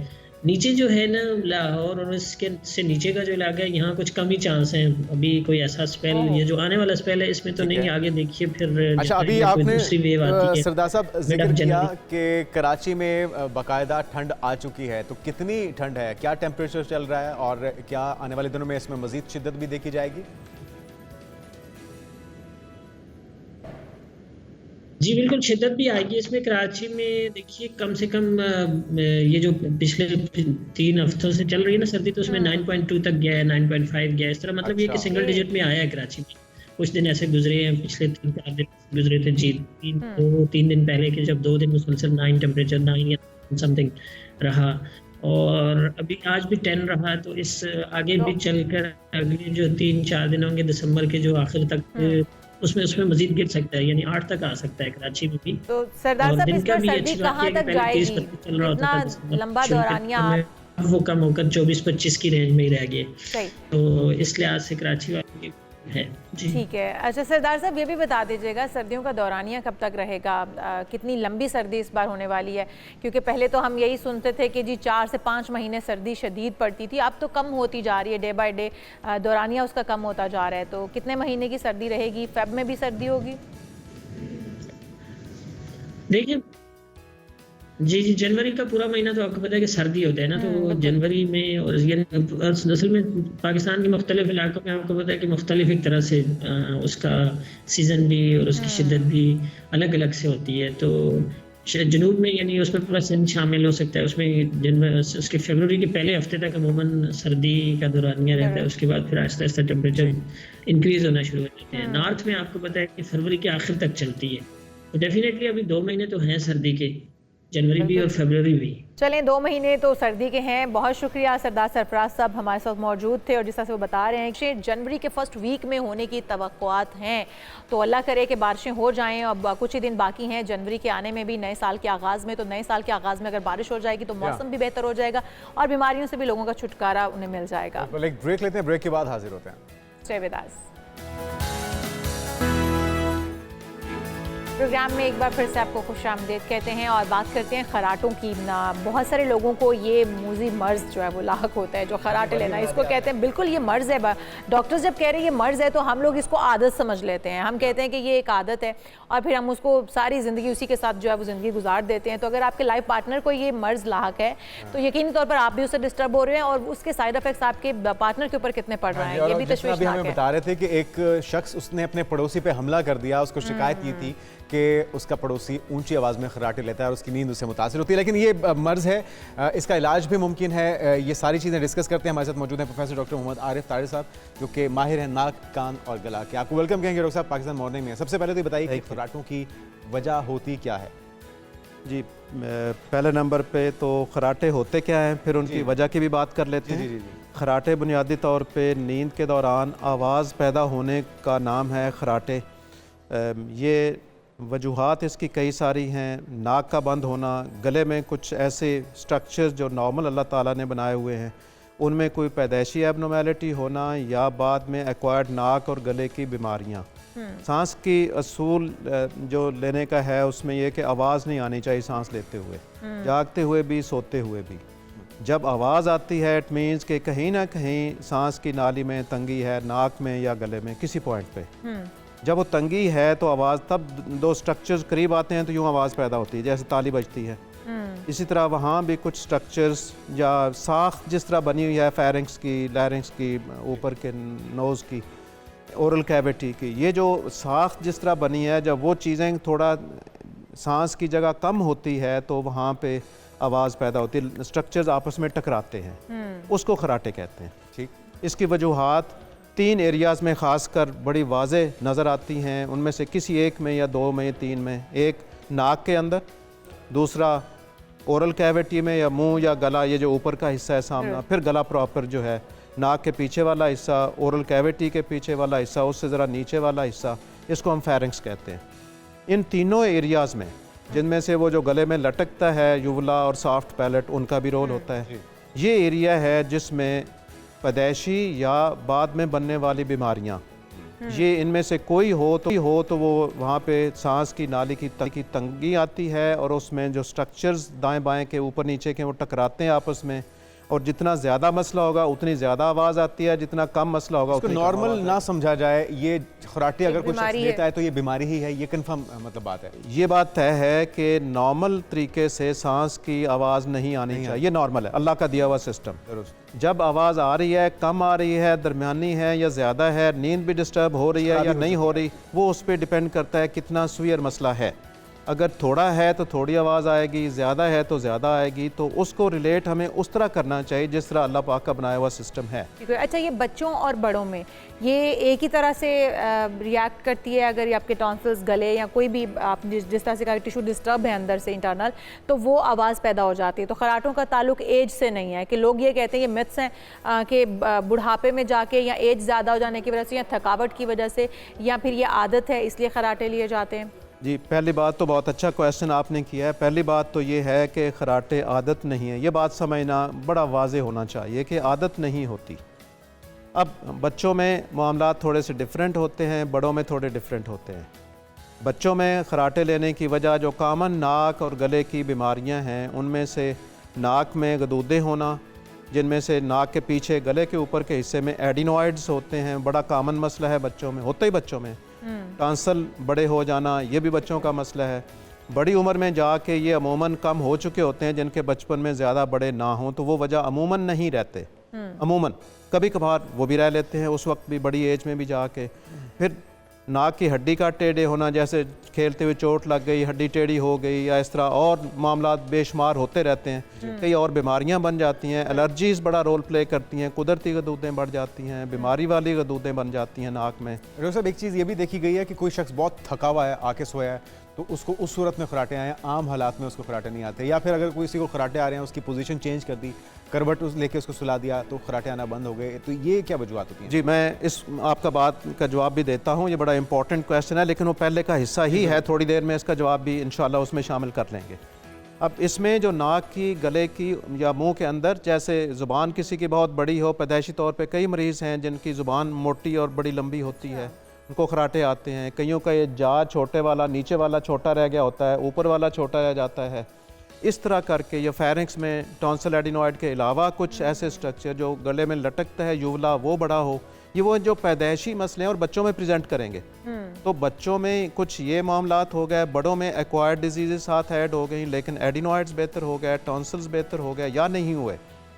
इन सारी सूरतों में या ट्यूमर्स बन गए, या बाज़ का थायराइड जो हमारा यहाँ पे गर्दन में होता है, मिड लाइन में साथ हो जाता है, उसका एक अपना वे है, वो बाज़ का तो उसका एक हिस्सा ज़ुबान के ऊपर रह जाता है। तो इस तरह करके जो वो एक्वायर्ड बीमारियां हैं, बड़ों में उनका रोल भी आ जाता है, बच्चों में पैदाइशी बीमारियां भी और फिर कुछ एक्वायर्ड बीमारियां भी।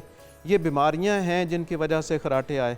तो एक बात तो ये तय हो गई, करना क्या है ये बाद में बात करते हैं। अब दरमियान में आपके सवाल का जवाब भी दे लेते हैं कि वो जो हैबिट है, जब बंदा बहुत थका होता है तो उस वक्त अगर तो नॉर्मल सूरत हाल है, एनाटमी नॉर्मल है, कोई बीमारी वहाँ पे नहीं है, तो फिर भी खराटे नहीं आने चाहिए। नहीं आने चाहिए। अगर थोड़ा बहुत मसला है जो कि उम्र के साथ बुढ़ापे में ख़ास कर जाके हमारे जिस्म के हिस्से थोड़ा सा, जैसे आपने कई बुजुर्ग लोगों को देखा होगा 60 70 80 साल के, वो नरम नरम हो जाते हैं, वो टिश्यूज इतने नरम जब होते हैं तो वो भी आपस में टकरा लेते हैं, ताश पैदा होता है उससे। वो ज़रा एज की वजह से, वो ज़रा लेटर एज में जाके होता है, जैसे 70s 80s में, या कोई बहुत बीमारियों का शिकार है, शुगर या ब्लड प्रेशर या कोई और बीमारियाँ जिनकी वजह से, न्यूरोमस्कुलर बीमारियाँ जिनकी वजह से टिश्यूज़ नरम हो जाते हैं और नरम हो के आपस में लैक्स होने की वजह से टकराते हैं, वो एक आता है मामला, लेकिन ज़रा लेटर ऑन। ये जो जनरली हम कहते हैं कि मैं थका हूँ, खराटे आ गए हैं, इसमें एक माइंड सेट ये होता है, लोगों को शक होता है कि पता नहीं खराटों का इलाज करना है, कोई ऑपरेशन कर दे। लोग हमारे पाकिस्तानी ऑपरेशन से बहुत डरते हैं। डिवाइसेस जो खराटे रोक सकती हैं, ये भी सुनने में आता है कि हैं डिवाइसेस। जी, डिवाइसेस भी हैं, लेकिन उसमें जो दो तरह के खराटे, या एक खराटे जब सवेर हो जाते हैं तो एपनिया होता है। एपनिया में सांस का रुकना, जब सांस रुकता है थोड़ी देर के लिए, तो उस वक्त जिस्म के हर हिस्से को ऑक्सीजन जो हर वक्त होती है वो नहीं पहुंच पा रही होती। उस ऑक्सीजन की कमी की वजह से जो कॉम्प्लिकेशंस अनगिनत हैं, जिनमें हार्ट की बीमारियां, इरेगुलरिटीज़ ऑफ हार्ट, हार्ट का अटैक हो जाना, एंजाइना होना, ब्लड प्रेशर हो जाना, पल्मोनरी हाइपरटेंशन हो जाना, ज़हनी तौर पे अलर्ट ना रहना, ये, और स्कूल में परफॉर्मेंस अच्छी ना कर पाना, खेलों में जब ज़ोर लगाने की ज़रूरत होती है, फोकस करने की ज़रूरत होती है, वो नहीं हो पाता। अब देखते हैं कई बच्चे खेलते हुए एक दिन हम बहुत अच्छा खेल रहे हैं, जिस दिन नींद नहीं पूरी अगले दिन वो नहीं ठीक खेल पा रहे होते। बिल्कुल। अब हम इलाज की तरफ आ जाते हैं, टाइम हमारे पास बहुत शॉर्ट सा रह गया है, तो इलाज की तरफ अब आ जाते हैं। इनका पहले नंबर पे तो ये देखना है कि कौन सी वजह है जो इस सांस की नाली को, जिस हिस्से को भी तंग कर रही है, वो क्या है। वो आम तौर पर सर्जिकली होती है, जो भी तंग कर रही हैं उसकी सर्जरी करते हैं। उसको तंग करने, एयरवे को, सांस की नाली को तंग करने वाले जो फैक्टर्स हैं वो ध्यान से देख के वो देखना, ये कैलकुलेट करना होता है कि कौन सा वो फैक्टर है जिससे ये हो रहा है, उस फैक्टर की सर्जरी कर दें तो ठीक हो। मसलन वो जो लटकता है गले में, युवला लंबा हो, कईयों का मैंने देखा है लंबा होता है, सर्जरी की बिल्कुल ठीक जो जाते हैं, एकदम ठीक हो जाते हैं। डॉक्टर साहब, हल इसका सर्जरी ही है या मेडिसिन से भी हो सकता है? बहुत कम सिचुएशंस हैं जिनमें मेडिसिन का हल है। मोस्टली इनका, मसलन एडिनोइड बड़े हैं निकालने से बच्चों में, टॉन्सिल बड़े हैं निकालने से, युवला बड़ा है, सॉफ्ट पैलेट बड़ा है, जो कुदरती बड़े हैं अपने नॉर्मल शक्ल से, शेप से, उनकी सर्जरी हड्डी टेढ़ी या सीधी करना पड़ती है। गदूदें बन गई हैं नाक में, उनकी सर्जरी करना पड़ती है। टंग, ज़ुबान मोटी है, सिस्टिक हाइग्रोमा एक कंडीशन है जिनमें पैदाइशी तौर पे ज़ुबान इतनी लंबी लंबी मुंह से बाहर निकल रही होती है, मोटी और चौड़ी होती है, उसमें सर्जरी करना होती है। मैंने की है, अल्लाह का शुक्र है सारे, और वो ठीक हो जाते हैं बाद में। और ये जो रिजल्ट है वो परमानेंट होगा या कुछ अर्से के बाद आपको दोबारा भी ज़रूरत पेश आ सकती है? ये अल्लाह का शुक्र है कि फॉरएवर होता है हल इसका, बशर्ते कि वो मामलात ठीक उस वक्त कैलकुलेशन हो जाए कि ये मामलात हैं जो कर रहे हैं, खराटे देने की वजह बन रहे हैं, और इनका ये इलाज, वो सर्जरी करें तो ठीक हो जाता है। ठीक है, अगर कोई तो कैलकुलेशन में medicines गलती हो जाए वो एक medicines पे- सेपरेट मैटर है, लेकिन इलाज उनका सर्जरी से ठीक। डॉक्टर साहब, अगर मेडिसिन पे आया जाए, सर्जरी लोग नहीं करवाना चाहते, मेडिसिन कोई ऐसी है जो खाने के बाद, और जैसा मैंने आपसे पूछा था डिवाइसेस, तो क्या कोई ऐसा हल है जो सर्जिकल ना हो, वैसे हल हो सकते हैं? जी, कुछ फैक्टर्स जैसे ऊपर से आते हैं ना, एलर्जीज हों कुछ लोगों को, तो एंटी एलर्जी देने से कुछ फ़ायदा होता है, एलर्जी की प्रिवेंशन करने से फ़ायदा होता है। कुछ लोगों को मैदे का तेज़ाब ऊपर गले में आ रहा होता है, गले के टिश्यूज़ को वो ख़राब करता है, उसको मैनेज करने से थोड़ी सी बेहतरी रहती है। वो जो थकावट प्लस ये छोटे छोटे फैक्टर्स हैं, इनका इलाज करने से बेहतरी आती है। न्यूरोमस्कुलर डिजीज़ हों तो वो उनका इलाज करने से थोड़ी सी बेहतरी आएगी।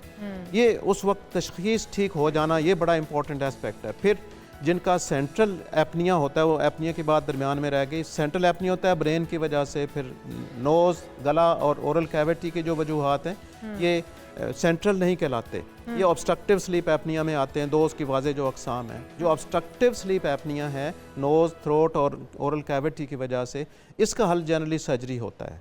डिवाइसेस अगर सेंट्रल एपनिया है, ये पैसे ही ठीक है, ब्रेन की वजह से है, तो वो डिवाइसेस करने से उसमें बेहतरी आ जाएगी। ठीक है। या इतने लंबे अरसा से मसला चल रहा था, मसलन बचपन में कराटे आना शुरू हो गया, इलाज नहीं करवाया किसी वजह से, वो जो जिस्मानी चेंजेस उसमें फर्दर आती हैं उसकी वजह से, वो अगर इतनी कॉम्प्लिकेशन डेवलप हो गई हो, तो फिर एक तरह का पैलिएटिव ट्रीटमेंट कह रहे होते हैं कि चलें कोई डिवाइस लगा लें, कुछ ना कोई सांस आता रहे, कुछ गुजारा होता रहे, लेकिन वो गुजारा ही चलेगा, वो गुजारा है। वो लेकिन अच्छा डॉक्टर साहब, अगर इलाज क्योरेटिव नहीं है, क्योरेटिव नहीं, कोई भी इलाज नहीं करवाता शख्स और उसको एक नॉर्मल चीज़ ट्रीट करता है, सारी ज़िंदगी खुराटे लेता रहता है, तो क्या क्या बॉडी पार्ट्स हैं, क्या क्या कॉम्प्लिकेशन हैं जो हो सकती हैं, और किन चीज़ों को डैमेज करती है ये? जी, इसका तकरीबन सारी बॉडी पे असर होता है। एक तो साथ वालों की स्लीप डिस्टर्ब होती है, लंग्स पे भी होगा, लंग्स पे इनका पल्मोनरी हाइपरटेंशन एक बीमारी है जो बहुत निस्बतन दूसरी कंडीशन से पहले बन जाती है।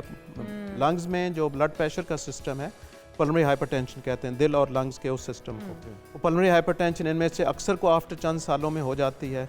इनका ब्लड प्रेशर बढ़ जाता है, दूसरे वाला इनका ब्लड शुगर हो जाती है, इनके हार्ट की इरेगुलरिटीज़ हो जाती हैं, एरिथमियाँ सारे, इसमें एंजाइना बहुत बढ़ जाता है, हार्ट का अटैक 23 गुना बढ़ जाता है इन पेशेंट्स में। इनकी लाइफ लंबी नहीं होती कराटे लेने वालों की। हाँ, बचपन से जो ले रहे हैं उनकी लंबी नहीं होगी, जो बड़ी देर के बाद किसी और वजह से बीमारी बनी, बुढ़ापे में जाके जो, वो फिर उस पॉइंट से ऑनवर्ड आपको कैलकुलेट करना होगा कब बीमारी शुरू हुई खराटों वाली और कितना अर्सा ही जी सकते हैं। शुरू से जो खराटे ले रहे हैं बचपन से, उनमें कॉम्प्लिकेशन बनती है। मैंने बहुत डॉक्टर साहब आपने तफसीलन इस अहम मौजू पे गुफ्तगू की है, और उम्मीद करते हैं कि वो लोग जो कि खराटों का शिकार हैं उसको ईजी ना लीजिए, वो रूटीन नहीं है, वो मर्ज़ है, उसका इलाज बर वक्त करवाइए। और अगर आप इसका इलाज नहीं करवाते तो आपके बहुत सारे बॉडी पार्ट्स ऐसे हैं जिनको ये डैमेज कर सकता है, अफेक्ट कर सकता है, और आने वाले दिनों में आप मजीद प्रॉब्लम में और मुश्किलात में आप पड़ सकते हैं। आपके बॉडी पार्ट्स जो हैं वो उस तरह से फंक्शनल नहीं रहेंगे जिस तरह से वो पहले से परफॉर्म कर रहे हैं। आज के प्रोग्राम से इतना ही, आपसे इंशाल्लाह मुलाकात होगी कल। हमें इजाज़त दीजिए, अल्लाह हाफ़िज़।